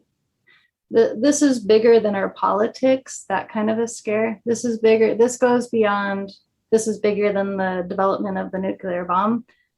Just like, the seriousness and the nature of this. And our ability to be able to have the tenacity to say, accept what was going on and to make a change, but that wasn't happening in the world. There was, I was scared because I saw a lot of people who thought this was false and all that, and I'm like, well, people are actually dying. There's actually numbers of people. There's physical proof of people dying, and at a very high rate and very faster than we've ever had recorded in history like this. I'm sure someone can debate this, but so as an artist, one of my coping mechanisms is to paint or to draw, so that I can look my kids in the eyes and stand up on my feet and not have such a panicky look on my face and be an adult. And so we have 3 trees that are outside of my house, and it's April, May, and they haven't budded yet, and they're just about ready to burst, but they're naked and bare, and you can see right through these trees. And I had painted another piece of a face called Pacifico, kind of during a time where I was kind of emotionally kind of coming apart a little bit, and it helped me to paint something to ground myself back again, of like saying, it's going to be all right. Painting this a peaceful image. But for me, Breathe was about just breathe. A lot of bad stuff is happening right now. Stay calm, be rooted into the ground, be with my family. Just be an example, just stay at home, try not to, try to social distance and all that kind of stuff. Be a part of the equation that is, whether I liked it or not, take go to the grocery store only once a week for only the things that we needed. Try to do that kind of stuff. Do your part a little bit and just be calm and just wait and ride this thing out a little bit until we get more facts, till we get more knowledge. We don't really know what's going on quite yet. So we can't say who's right, who's wrong, fight and do all this fighting. It's just like, so I'm literally staring out my window, and I just thought, just put my energy into creating this piece and kind of make it personal. That's what this piece is about. It's that moment of, before the tree releases all of its energy to start growing and kind of stuff. It's just like, just stay solid, stay centered. You can't, you guys know this. You can't crumble in front of your kids completely. You can kind of lose your shit a little bit, and they're like, oh, Mom's going to be all right. But if you really actually show how scared you are, that makes your children a lot more scared. So for me, I spent a couple of days, because I just, my excuse is I told my husband, I'm going to go create art. And my kids see me creating art, but I'm losing my shit in my head the whole entire time, because the news is on and we don't have, we have it going on or whatever. And I was like, how could I appear or fake to be a calm person right now during all of this, and this was, so I created this piece because it's like, this is where I could try to put some calming energy, not only into myself, but maybe hopefully into other people too. And just, so So a completely selfish piece that I made here, but I figure maybe it'll be helpful for other people too.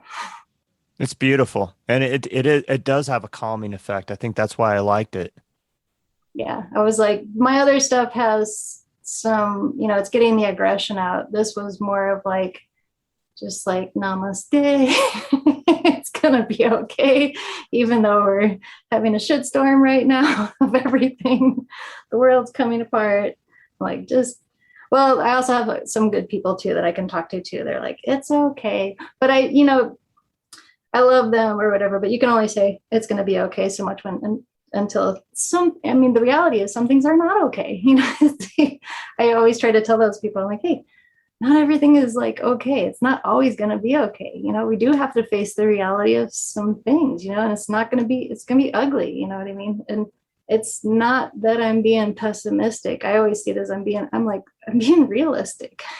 The alarms are kind of going off right now. It is kind of crazy. Absolutely. And hopefully we can look to each other just honestly and just say, hey, I know we don't like all of this kind of stuff, but can we just for a certain period of time, can we kind of all just make a sacrifice and just adhere to a couple things? It's like a science experiment. Let's just give it a try for a second. Just everyone chill out if you can. I understood everyone's at different levels. Not everybody, we weren't even at a level of being able to stop working. I don't have deep pockets. And this is a little bit of a tangent. One of my biggest fears was I've spent 20 years building my, now with the last couple of years with my husband, I was so proud to be a woman creating her own business. And, I know I was having a little bit of a negative perspective, but I was like, the calls weren't coming. Nobody needed graphic design during the pandemic. We all needed to shut down and stay at home and try to just stop the spread or whatever. And that was terrifying when you don't have deep pockets.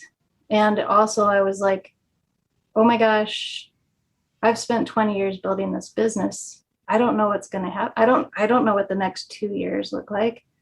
Everything that I have worked for could be going out the door right now. And I've put in all my chips, and I was so proud of what I was making. I was kind of happy, because we have 2 daughters, and I was like, they get to see mom, working with dad, creating her own business, and it's gone. It could possibly be gone. And a lot of people experienced that. There was a lot of businesses lost because of it. Yeah. Yeah, I luckily have come out the other side where everything kind of got put on pause. Some of our biggest clients were keen to that. And I have a client who gives a lot of business to women-owned businesses. And they, especially one person in that company was my lifeline. If it was not for her, we wouldn't have made it. There were things like my husband's savvy enough to get online and apply for the loans and all that kind of stuff. We were a small enough company where we were eligible. I think we were eligible because he's also smart, because he had all the business, bank accounts and all that kind of set up. We were lucky because he's smart enough to do all of that kind of stuff. I just think about all the other people who didn't have all of that kind of stuff set up beforehand, or don't even have access or opportunity to that. You know what I mean? And then the guilt sets in a little bit for me, because I'm like, I'm happy that we're able to save our family. I do think of like, man, all the other people, this really sheds a light on how some of our systems are not fair. And I hope our next 5 years that we don't forget what happened, and we go, okay, that was an emergency. And look at all these people who didn't have help and didn't have access. And, we got to change something, because for sure, that's not fair. So how do you balance your art life with being a business owner and family? You have a lot of hats that you wear. Well, I have an 18-year-old and a 17-year-old, and they keep reminding me how much they don't need me around anymore. So I have to start listening to that, because they're like, stop, just stop, too much. So when I have free time now, I do art, or I kind of I grew up, nothing wrong with my parents or whatever, but they didn't really go out and socialize a whole lot. And I didn't want my kids to see me like that. So I tell everybody, my husband does a lot of soccer refereeing. So he does get scheduled a lot of times to do stuff or whatever. But I'm like, I want to be at this art show. I need to be out and about at least once a month and just be a presence and just go places and stuff like that. And to me, it's important for my girls to see that, mom's being serious about this. She's going out and she's going to go talk to people. I told you, I'm a introvert, extrovert. I would always, I feel like I should be responsible and be at home, but I also, the other side of the coin is I need to be an example too. I need to, for them as women, I feel the responsibility of like being an example of, I don't have to be at home making cake all the time or doing it. They don't need me to do everything. They don't need me to do all the laundry all the time. They need me to get out and like go be me, so that when this is the way I see it, so that instinctually when they get older, they won't think like, oh, I just have to stay home. I just have to go do this. They'll be like, oh, mom was out, talking with people and stuff like that and doing her art. And she was doing her career, she was either doing graphic design or she was doing fine art. She was going out and pursuing her interests. It's really important for me. And also still like, at home taking care of stuff or whatever too. Just not so much to be a super mom, but like I'm not needed at home as much as either I perceive or that they need. I think it's good for me to be out going and doing stuff so that thought process is in their head for them to go do that too, actually. You mentioned that when you get a little bit of break in between projects with your graphic design, that's when you really work on art. Are you working on art all the time? No, I split it up actually. So if I get a big job, like I gotta do the graphic design work, but it's still work. It's still fun. It's kind of like just it's just a switch in my head. I boop, I just go into graphic design mode. And that's kind of fun because I have to solve problems. I have to have conversations with people. I have to adhere to guidelines. I still give them always my ideas or whatever. And you give them multiple ideas, or sometimes you're like, sorry, I just have one idea here, but I really love it. And if you want me to create more versions of this, but I did spend several hours because I was like, man, this just like felt really right. So I just kind of went in this direction. But, graphic design, I can always, if I need to, I can have a backup if they're like, nah, we don't like that at all. But as soon as that work stops, and I do realize I have some free time, I do have to give credit to a friend up in Steamboat because this didn't come naturally to me at first. That's why I kind of wanted to show you my workspace. Let me see if I'll show it to you really quickly. I work on this surface right here, but her advice was have under than 15 minutes, as low as you can go. If it's 10 minutes, great. If it's 5 minutes, great. But she's like, have a setup because when you don't have a studio. And so I don't have a studio right now. So that's kind of why I wanted to show you where I'm at. I've got like these two crates. They stack on top of each other like that. And I can go like that, that.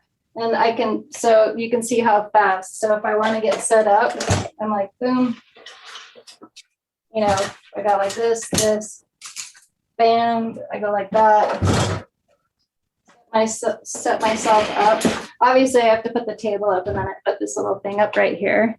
She taught me, and she does, she works with upholsteries. She makes fabulous curtains and she refinishes couches and she does stuff for like restaurants and stuff like that. But she has all these scraps.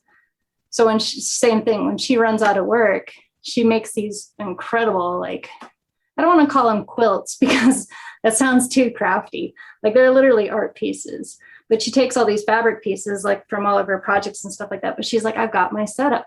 And I was like, so as soon as I think I have my setup, it just depends on what I'm doing that day.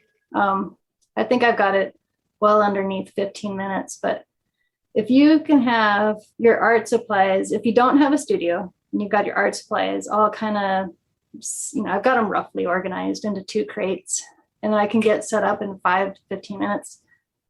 And then I can just get going right away. Because she said you don't want to impede your flow. Once you get that little fire in your belly, you don't want an hour process getting set up, because the emotion might be gone by then, or it's just too taxing and too laboring, So you want to get into the flow as fast as possible. So because of that, if I don't have a project, maybe I'm only scheduled from like 8 to 12, and I'm like, I can go for a walk, or I can come in here and I can, I've got this idea I've been, chewing on in my head for a year now. And I'm like, I finally have today is the day. Today I'm going to start that one, actually. You don't want anything to impede that, actually. So just having that little setup is, it's helpful. It's a one less obstacle to avoid, to saying that I can't do something. Because I do hear a lot of people like, I don't have a studio. I don't have this. I don't have that. I'm like, this is just excuses. You know what I mean? You're looking at me working in my garage. I have a 4 by 8 foot space to work in. And that's, I'm happy for it. It's where I make the magic. It's kind of what I call, it's like, until I have more or a bigger or whatever, I'm not unhappy at all. I got my setup down. You know what I mean? I'm not embarrassed or anything like that. I think there's all these myths about you got to be making all this kind of money and you got to be in these galleries. And I'm like, that is not what art is for me. It is just, again, it goes back to, why do you create art? I don't know. I breathe. Everybody breathe. I have these ideas. I have these things. I wake up, there's this energy about me of, when I have the right time and the moments to do it and the excitement that goes into it.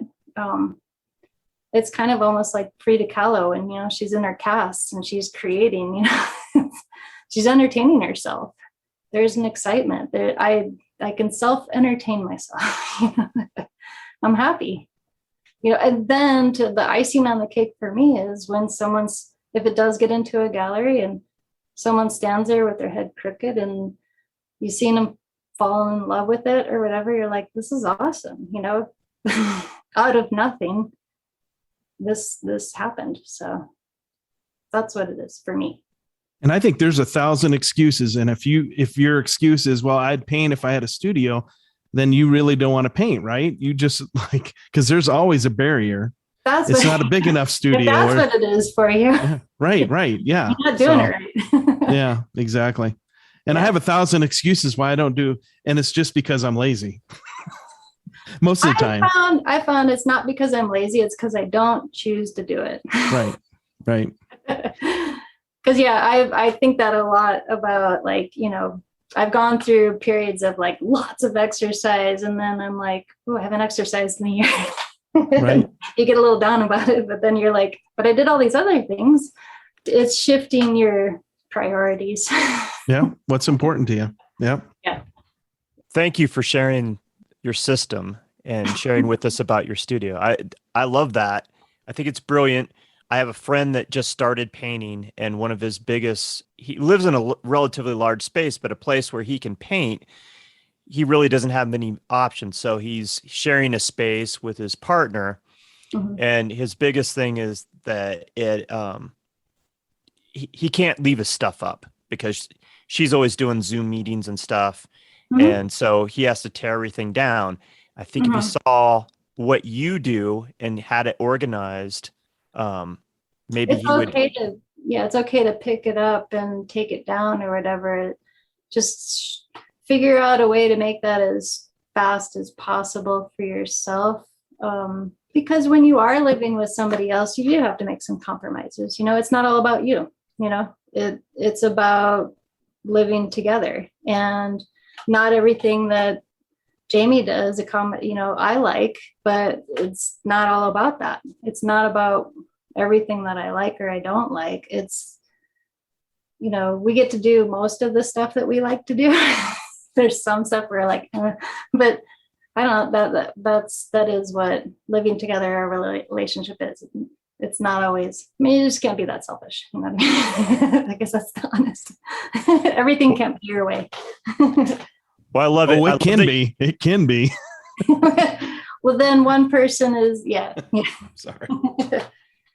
But I love that you shared that with us, that, you know, because I think that does take away from the creativity. If it takes too much time to set something up in order to make it happen, you know, then it does take away and it does deter people from creating. But you got your system down, and I think that's brilliant. You know, keep it under 15 minutes, easily organized, easily cleaned up. Yeah. And you can get right to it, like you said. I mean, you saw me just kind of throwing that stuff in there, but that's because it's like I've done it like, you know, 100 times now. So I know, like, oh, I stick this in this corner and I stick this in this corner, you know. It's just memorization at that point.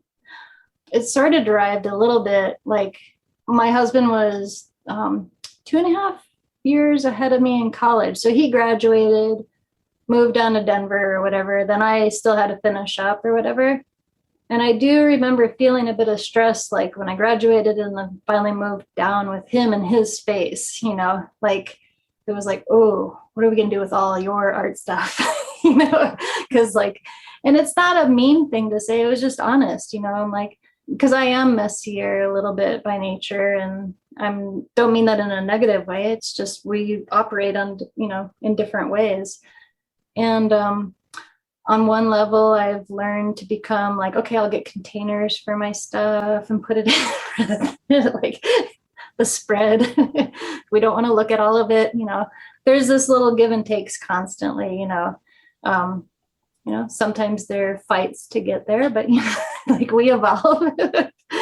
So it's all good. And then, you know, vice versa. Sometimes I'm like, hey, everything doesn't have to be Container Store, you know. I need some of my stuff out. Or I don't know. You know, there's just a little bit of give and take. So I want to ask you, do you ever have creative blocks? Do you ever run up against that wall where you just don't have that thing at that moment, or totally. you just feel like you're yeah? What do you do in those situations? I have no idea. It's not a good answer. But there's this, so I have a really good story for that, actually. I was in college on deadline for a graphic design project. And it was about drugs and alcohol. We had to turn something in to make a poster. I think I was literally like, it must have been like 24 hours, you know, till something was due. Just nothing. Like I had nothing, and I was getting all A's in my class. So, you know, then there's like all that freaking pressure on top of me. You know, I was like, oh, every project, you know, he hangs it in the hallway. And I'm like, man, 24 hours out on this, like it's due. And I'm like, seriously, like I got nothing. Like it's embarrassing. I got nothing to hand the teacher. And I'm sure he's probably like looking at me like, okay, I'll put your stuff out in the hallway every, you know, project.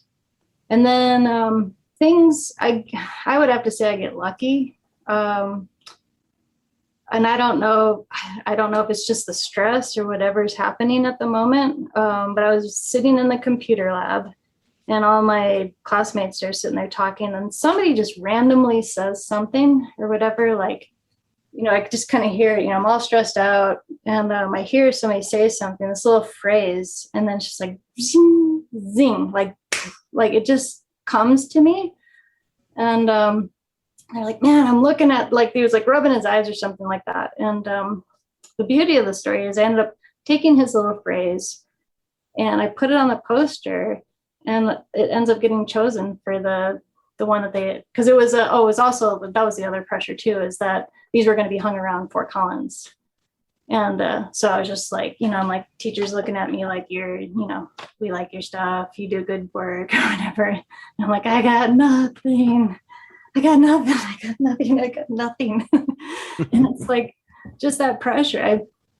I think my husband and I, we sometimes we work really, really well under pressure. You know what I mean? Like, And I don't know what it is. I don't know if it's just getting lucky. It's just like that little phrase that he said. Because he literally said, he's like, oh, I'm trying to remember exactly what his words were, but like, it was like, oh man, the more I look at this, I'm rubbing my eyes and then it disappears. So my poster was just the word focus, like really big, just it was just type. First time I ever did something without illustration, I think. And so the word, like, so from a distance, you would just, it was all black and the letters were just focus. And then there was like a little tiny little script up above it on one side and a little tiny script on the other side. And it said like drugs and alcohol, a really tiny little font, because you had to get all the way up to walk up to see it. And then on the other one, it said a healthy lifestyle. But if the cool optical illusion about this was when you walked up to the poster, if you put like a hand on one eye, you would look at one of the words and the other one would literally disappear. It's like a really weird little optical illusion I was playing around with like this. And I'd put my hand on the other and I would just focus on the words healthy lifestyle. And like, if you sit there it just takes a couple minutes or whatever, but like drugs and alcohol, like disappeared, little white type disappeared. So it was like this just little fun. So I explained it to him like that. It was like, I think people will get it, sort of, they might play with it a little. That one's like, but they liked the concept or whatever. And so just sort of like this, that's how stuff happens to me or whatever. I just feel like I get kind of lucky because you got to pay attention to the little shit going on and you're all stressed out and things like fall into your lap, a little bit. I don't know. I'm trying to think if I've completely bombed one before.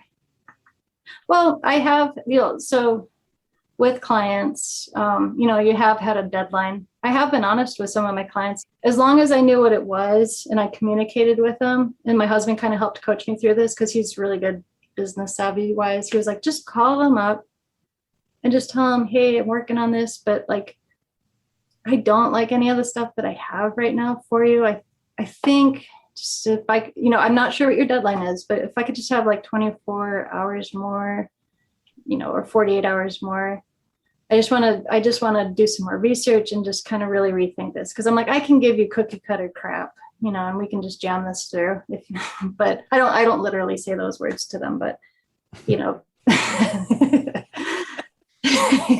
get fired. It's more eloquently said, like, we've been busy. I want to give your project more attention, and I haven't reached an idea that I'm satisfied with. Can we have just a little bit more time?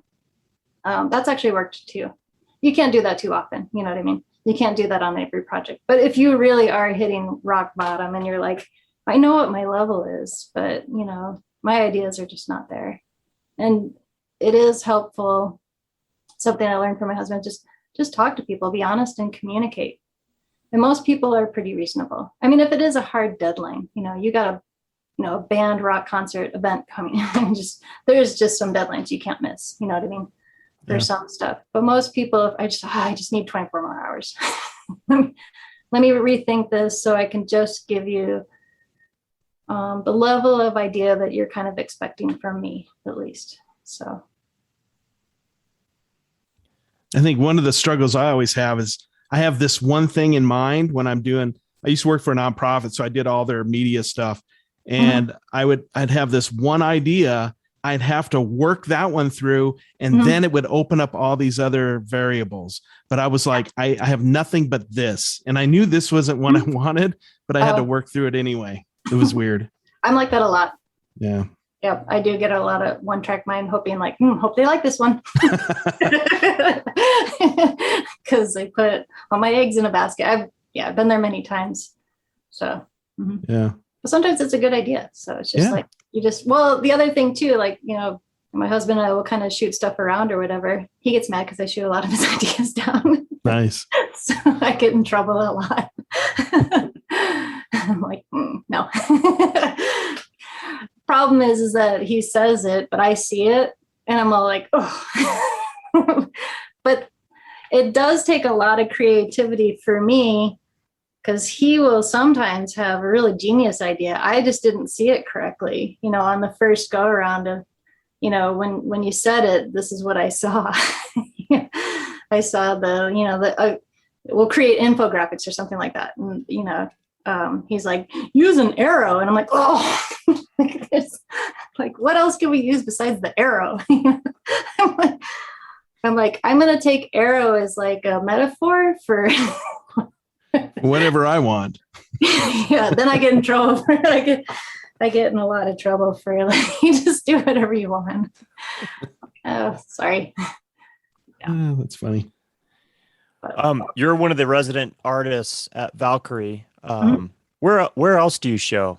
Right now, I am not at other, like, I don't have an artist residency at another gallery or whatever, but I am always searching for like different shows or different things that I can kind of sign up for. So right now, actually, just currently this weekend and next weekend, I'm a guest artist with Eldorado Springs Art Center, actually, and that's for open studios. I live in Louisville, so I'm outside of the border that they have for open studios. Open studios is for Boulder artists or like galleries, but you can be an artist that is, for instance, I was in the gallery in Boulder, if I was always showing, then I would be a part of open studios. So it was a really nice offer from Eldorado Springs. It came from Donna Larita and Giuseppe that is out there. And they invited me to be a part of their group for open studios. And that's a really cool event because it's 3 weekends in October. They're just doing the first 2 weekends. So October 2nd, 3rd, and then October 9th and 10th. They're not gonna do the 3rd weekend. It's kind of up to whatever everybody wants to do, but it opens up the studios and artists let patrons in, and they can, I think patrons really like or it's anybody, I call it patrons, but anybody can come in and you can get a map. You can, you interact with and you talk with artists. You can visit. The map gives reference to all the artists that are on the open studios. And you can go visit their art studio and just have a conversation with the artists. And they're there to show you their process and how they create their artwork. And I think it's a great idea because a lot of times I'm working live on a piece. I'm working on a burlap piece, actually. And another artist came over to me today and he said, I had no idea. He saw a finished piece and I keep turning it like upside down and I keep changing it. And he's like, I had no idea like how much work you actually put into these oil pastels. He's like, every time I walk back here, it looks a little bit different. I'm like, yeah, I'm changing. I'm trying to just get the layers on and the colors, and this just got to feel right to me, actually. But it takes, he's like, well, how many layers? I'm like, well, there's not a set number. It's just, it's like when you're cooking something, you're seasoning it and it's like, suddenly it just tastes good. You got the right mix of right amount of salt, right amount of sugar, it's just that, it's until it's done, but it does take on that burlap a lot of layers of oil pastel. He's like, oh, I'm like, yeah, it's a lot of layers. And even sometimes too, I'll give them a crayon. I'll say, yeah, just push into this. It's not finished yet, so I can cover this up. It's not a big deal. And just that interaction, a lot of times too, people are like, oh my gosh, it takes a lot of force to push into that. It takes a lot of the oil pastels if I really wanted to have some heavy coverage. So yeah, it sounds very physical. It is. And I think I like it. It sort of replaces my exercise a little bit, but because it is very physical. How do you go about pricing your art? Since in the beginning, there weren't other examples of what I'm creating out there. I had to give it I had to take a look at somebody else's like watercolor or oil painting or oil pastels or whatever. And I had to then think about, I'd take a look at their price, their size, but then evaluate, like, I sort of do it a little bit off of my graphic design hourly rate a little bit. Like, I'm like, this took me this many hours. But if I did that, actually, my prices would be way too high because I do spend a lot of time on stuff. But it was just a more more like testing grounds when I first started pricing things. I did put it up a little bit higher just because for me, I put a lot of time into things and because it was just different. Like there, at the time, I didn't really see a whole lot of pieces out there that were like mine. So I thought, give it this price, stands out just a little bit, but don't make it the most expensive piece in this gallery, you know, some kind of a midpoint. I did have to be wary of, you know, how many years have I been doing this? Do I just, you know, can I put this kind of price on it? People are like, I haven't seen Megan Morgan, you know, in a gallery before. So is that justified? You know what I mean? That we haven't seen your work out in different galleries. So really a big, just kind of a guessing game of just trial and error of trying prices out. I didn't want to price it too low at a price because one, it just takes a long time to create some of them. Not my tuche washes. My tuche washes can go kind of quick. I could get those done sometimes in 24 hours.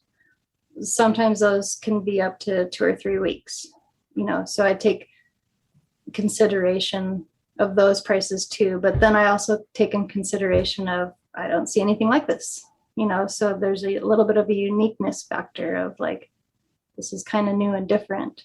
So to shorten all of that up, I give a medium price. If that's a good answer. I don't want to be the highest priced at the moment. I don't want it to be so low. People are like, well, what's the matter with that one? You know, why is that one $50? I think there is a funny ground of when you see something that's a little bit too low, you sort of look at it and like, you know, okay, that's fine if they want, you know, I look at some prices sometimes too of some artwork and I can, as an artist, I can see the amount of work that put into it. And I think sometimes I'm like, you know, I want to kind of go up and tell them like, hey, I'll give you like $20, $50 more for this piece. And like, I guarantee you that took you a lot of time. If you're only pricing it at 80, you know, yeah, I could see you doubling that at least, you know, it just, when I look at it or whatever, but I don't know, you know, I don't physically say that, that would be rude, but that's what I'm thinking in my head sometimes when I'm looking at stuff. How do you sell most of your art? Through your website, or do you sell it through the gallery? Not through the website, actually. During COVID, people were looking online. So I did actually sell some stuff. The whole first like 6 months of COVID, a lot of people were looking at stuff and I did sell pieces that way. A lot of it is just, I will have a conversation with somebody. They will see it in a gallery. Or I used to do art shows. You know, they would see it at different events and then maybe they would call back. It's sort of a process. So I don't always have somebody look at it and say, walking out the door with that. A lot of it's through a conversation, a relationship that starts to get built with somebody. And I like that the most, actually. I'm patient with a lot of people because I know that they kind of need to get to know me. They need to understand, since I have different types of materials, they need to understand where I'm headed with all of it. You know, am I going to be serious about this, you know, for the rest of my life kind of thing? You know, I want people to feel like they have an investment and that I'm serious about this. And I want to keep, even if it does change, like you have me here now, you fell in love with this. This is great. I also loved it too when I created it. You know, all of me went into this. You know, I didn't pump this out because I thought, oh, that's going to sell. You know, I made this because it came, I saw it, I felt it, I put it down, and then we can kind of enjoy it together. And so every time people have bought something from me, it's just trying to keep those relationships with the people, because I want them to know that I'm going to keep evolving and doing and creating more. I want to create a set base of people who are collectors and follow and see the evolution and stuff like that. I'm like, we got the early piece, you know. So, and like her style has totally changed now, but look at where she's at right now. Look at her journey that she's on. And this led to that, you know. I hope that they see, you know, future pieces that I work on and still relate to me because they still know me, you know, and I still want to relate to them too. And they're feel free to, like, if they want to sell it in the future, that's totally fine. If they want to collect a new piece, that'd be kind of cool, actually. it all goes back to that moment where they're tilting their head and looking at it. And then you're like, okay, I want to like start building a relationship with this person. Do you sell anything from social media? My social media is more just to for people who hopefully become collectors in the future to see what I'm doing, actually, to see, okay, cool, she's here. Now she's trying this or whatever. Well, I mean, I did have one person say they saw that I was having a show. They weren't able to attend the show during COVID. And then she saw a specific piece, actually. This was actually really fun. She saw a specific piece. She asked me to come over. She had purchased a print from me like 4 or 5 years prior, and she wanted the original, but she ended up buying a print of it. And I was like, oh, rats. Like, I want her to have the original. But I'm like, that's cool. I'm not going to pressure anybody. Everyone's at different levels. And so I'm happy to oblige. But she was like, I want to buy an original this time. And then she was like, oh, but you had some of this other stuff too. So I have my minivan. And I was like, no pressure. I'm just going to throw some stuff in since I'm coming over to your house anyway. And we can just kind of look at it. But like, totally up to you. If you buy this piece, great. If you don't buy this piece, I'm just happy to like that you can actually see it live, because she didn't get a chance to see it live at the show. I'm like, it looks a lot different if you see it in person. And so she was super happy when I brought the little piece. She bought my barn owl. And then I brought over like 3 or 4 other pieces. She ended up buying 2 more pieces from me. So I sold 3 pieces of artwork that day. And she was happy. I cut a little bit of a deal because she did buy so many, actually. Whenever someone can have the original, I'm thrilled. I don't want to, and when I say I cut a deal, I didn't come down 50%, because I do actually think that really devalues art. You have to like stand on your feet a little bit and say, I'll make a deal with you, but but I've applied to shows, I've paid for galleries, I've advertised a lot. So a lot of the money that I've already, it's not even into the materials of this piece. It's to get this piece out there so that people can see it. There's a lot of investment and time and energy to put these pieces out there and whatnot. And I want people to understand that, when they purchase a piece, it has value. I'll come down a little bit so we can kind of like meet their, meet a need of like grouping pieces together. But I don't want to bring it down too far, because if you just cut it in half, you're kind of telling the customer, hey, you can have this, I only think 50% of this. Like, I want them to think that it's, like, we can have a deal, but I want them to really be like, I got something of value. I didn't just get something marked off down to 25%. I'm sure people think differently than that or whatever, but I think when you pay almost the full amount for something, your appreciation and value and your love for it, maybe, hopefully, is there a little bit more, because you're like, you put an investment into it. I've put an investment into it, and we're building this relationship together. Do you do a lot of commission work? No.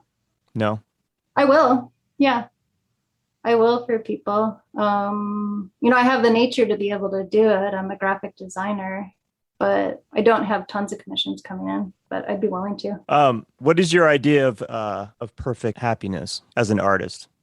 Oh, as an artist, gaining a genuine, honest relationship with people.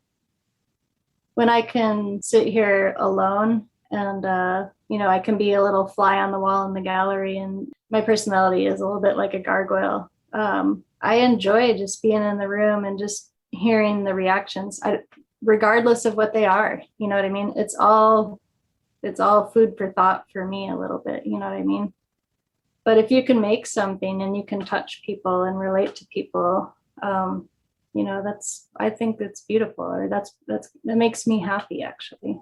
I'll take other people to a gallery. I'll take my husband to a gallery, and I get totally shocked because he opens my eyes sometimes to something I didn't see. I didn't see it that way or whatever. I put myself in this little like pedestal, like I'm an artist, I should understand everything. But like he'll say something that is like, I'm like, whoa. And it was like, it completely opens my mind, because it's not my way of thinking, actually, which is beautiful, because it's like I'm in my head all the time. But when I hear other people's thoughts and I like it, and I like what they say, or it's just like, oh, I never would have thought that, I'm like, that's so cool. Now I see it sort of differently too, like just gaining further knowledge, gaining further insights, seeing other people's perspectives, having conversations with people and stuff like that.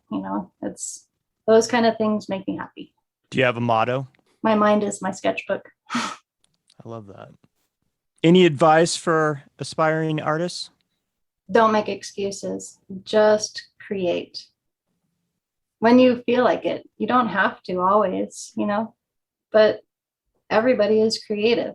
Everybody has a different way of seeing something. Everybody has a different way of mark making. Don't judge yourself, And if you're an aspiring artist, you are going to face so many shut doors, but you just have to, it doesn't matter how many no's, I've got a million no's. And the scary thing is I've got a million A's on projects, and it's like, sometimes, it's like I got to get out of my head or myself sometimes, because I think to myself, I should be further ahead. But it's not about that, really. It's, where am I at today? Am I happy right now? Do I like what I'm creating? Don't create for profit, which sounds silly, but really try to just reach down in yourself and find yourself and make your own marks, do that. Nobody may be jiving with it, but get it out. Otherwise it gets just stuck inside. Recently, I've discovered over the last 2 or 3 years, I've had some just severe, strong emotional feelings of stuff that's happened. And that night was so upset and just created something. And then the next day I woke up and I felt 100% different. I still felt strong, sad, or whatever, but it was like I was looking at it across the room and it was not in here anymore. It was out of my body. So whatever you're doing to create art, sometimes my art is to just release stuff or whatever, but some of those things turn into some interesting pieces actually too. And I guarantee you other people feel the same way, and you may connect with somebody, and that might be the language that makes that person feel like someone else feels the same way I do, and that's just, there's a comfort in that a little bit, that you're not alone, So for my advice, this is long-winded, just make it. Don't judge so much. It doesn't have to be a Picasso every single time. It really is true what they say, it doesn't have to be every single day. Find your own time, find your own periods of creating something. Don't stress yourself out that way, but just don't inhibit yourself.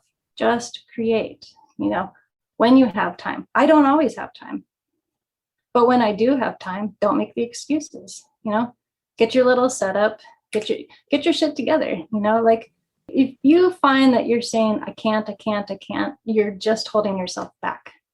I was not raised with deep pockets. I'm doing all of this on my own, and it's just my own fire and my own tenacity, one foot in front of the other every single day, through failures and through successes of just keep walking the path, because I have to breathe. I have to draw. That's why I'm doing it. Fantastic. Anything you want to talk about, promote that's coming up in the near future outside of the open studios? Talk about that real quick. Tell our listeners again where they can come see you. Well, at Open Studios, I'll be at Eldorado Springs Art Center October 9th and 10th, Saturday and Sunday. It's in Eldorado Canyon. It's a little bit of a drive, but well worth it for anyone who wants to venture out there. It is not your typical art gallery. So it's really fun.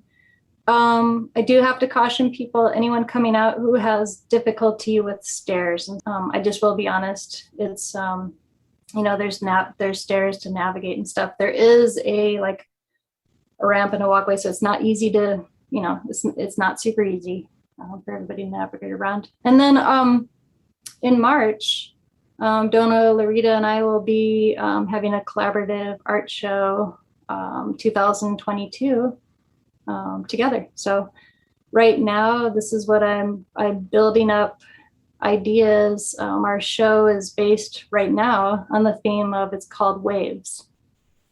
And so I have my interpretation of it, and Donna will have her interpretation of it. I'm hoping that we can get together and do some collaborative pieces. So we have a couple that we work on together, but then we'll also be working. She works through her medium's photography. My mediums, I've just explained them, but I also may try to get some three-dimensional stuff in there too, because I like to be a little bit outside the box. So that's my goals. Fantastic. And you can always check out Megan's work at Valkyrie Gallery in Belmar. As a resident artist, they always have some of the artwork from all the artists up in the South Gallery in the resident gallery. Check out our website, meganmorganfineartist.com. And for the Tenant Podcast, I'm Todd Pearson. And I'm Wes Brown. Have a great week.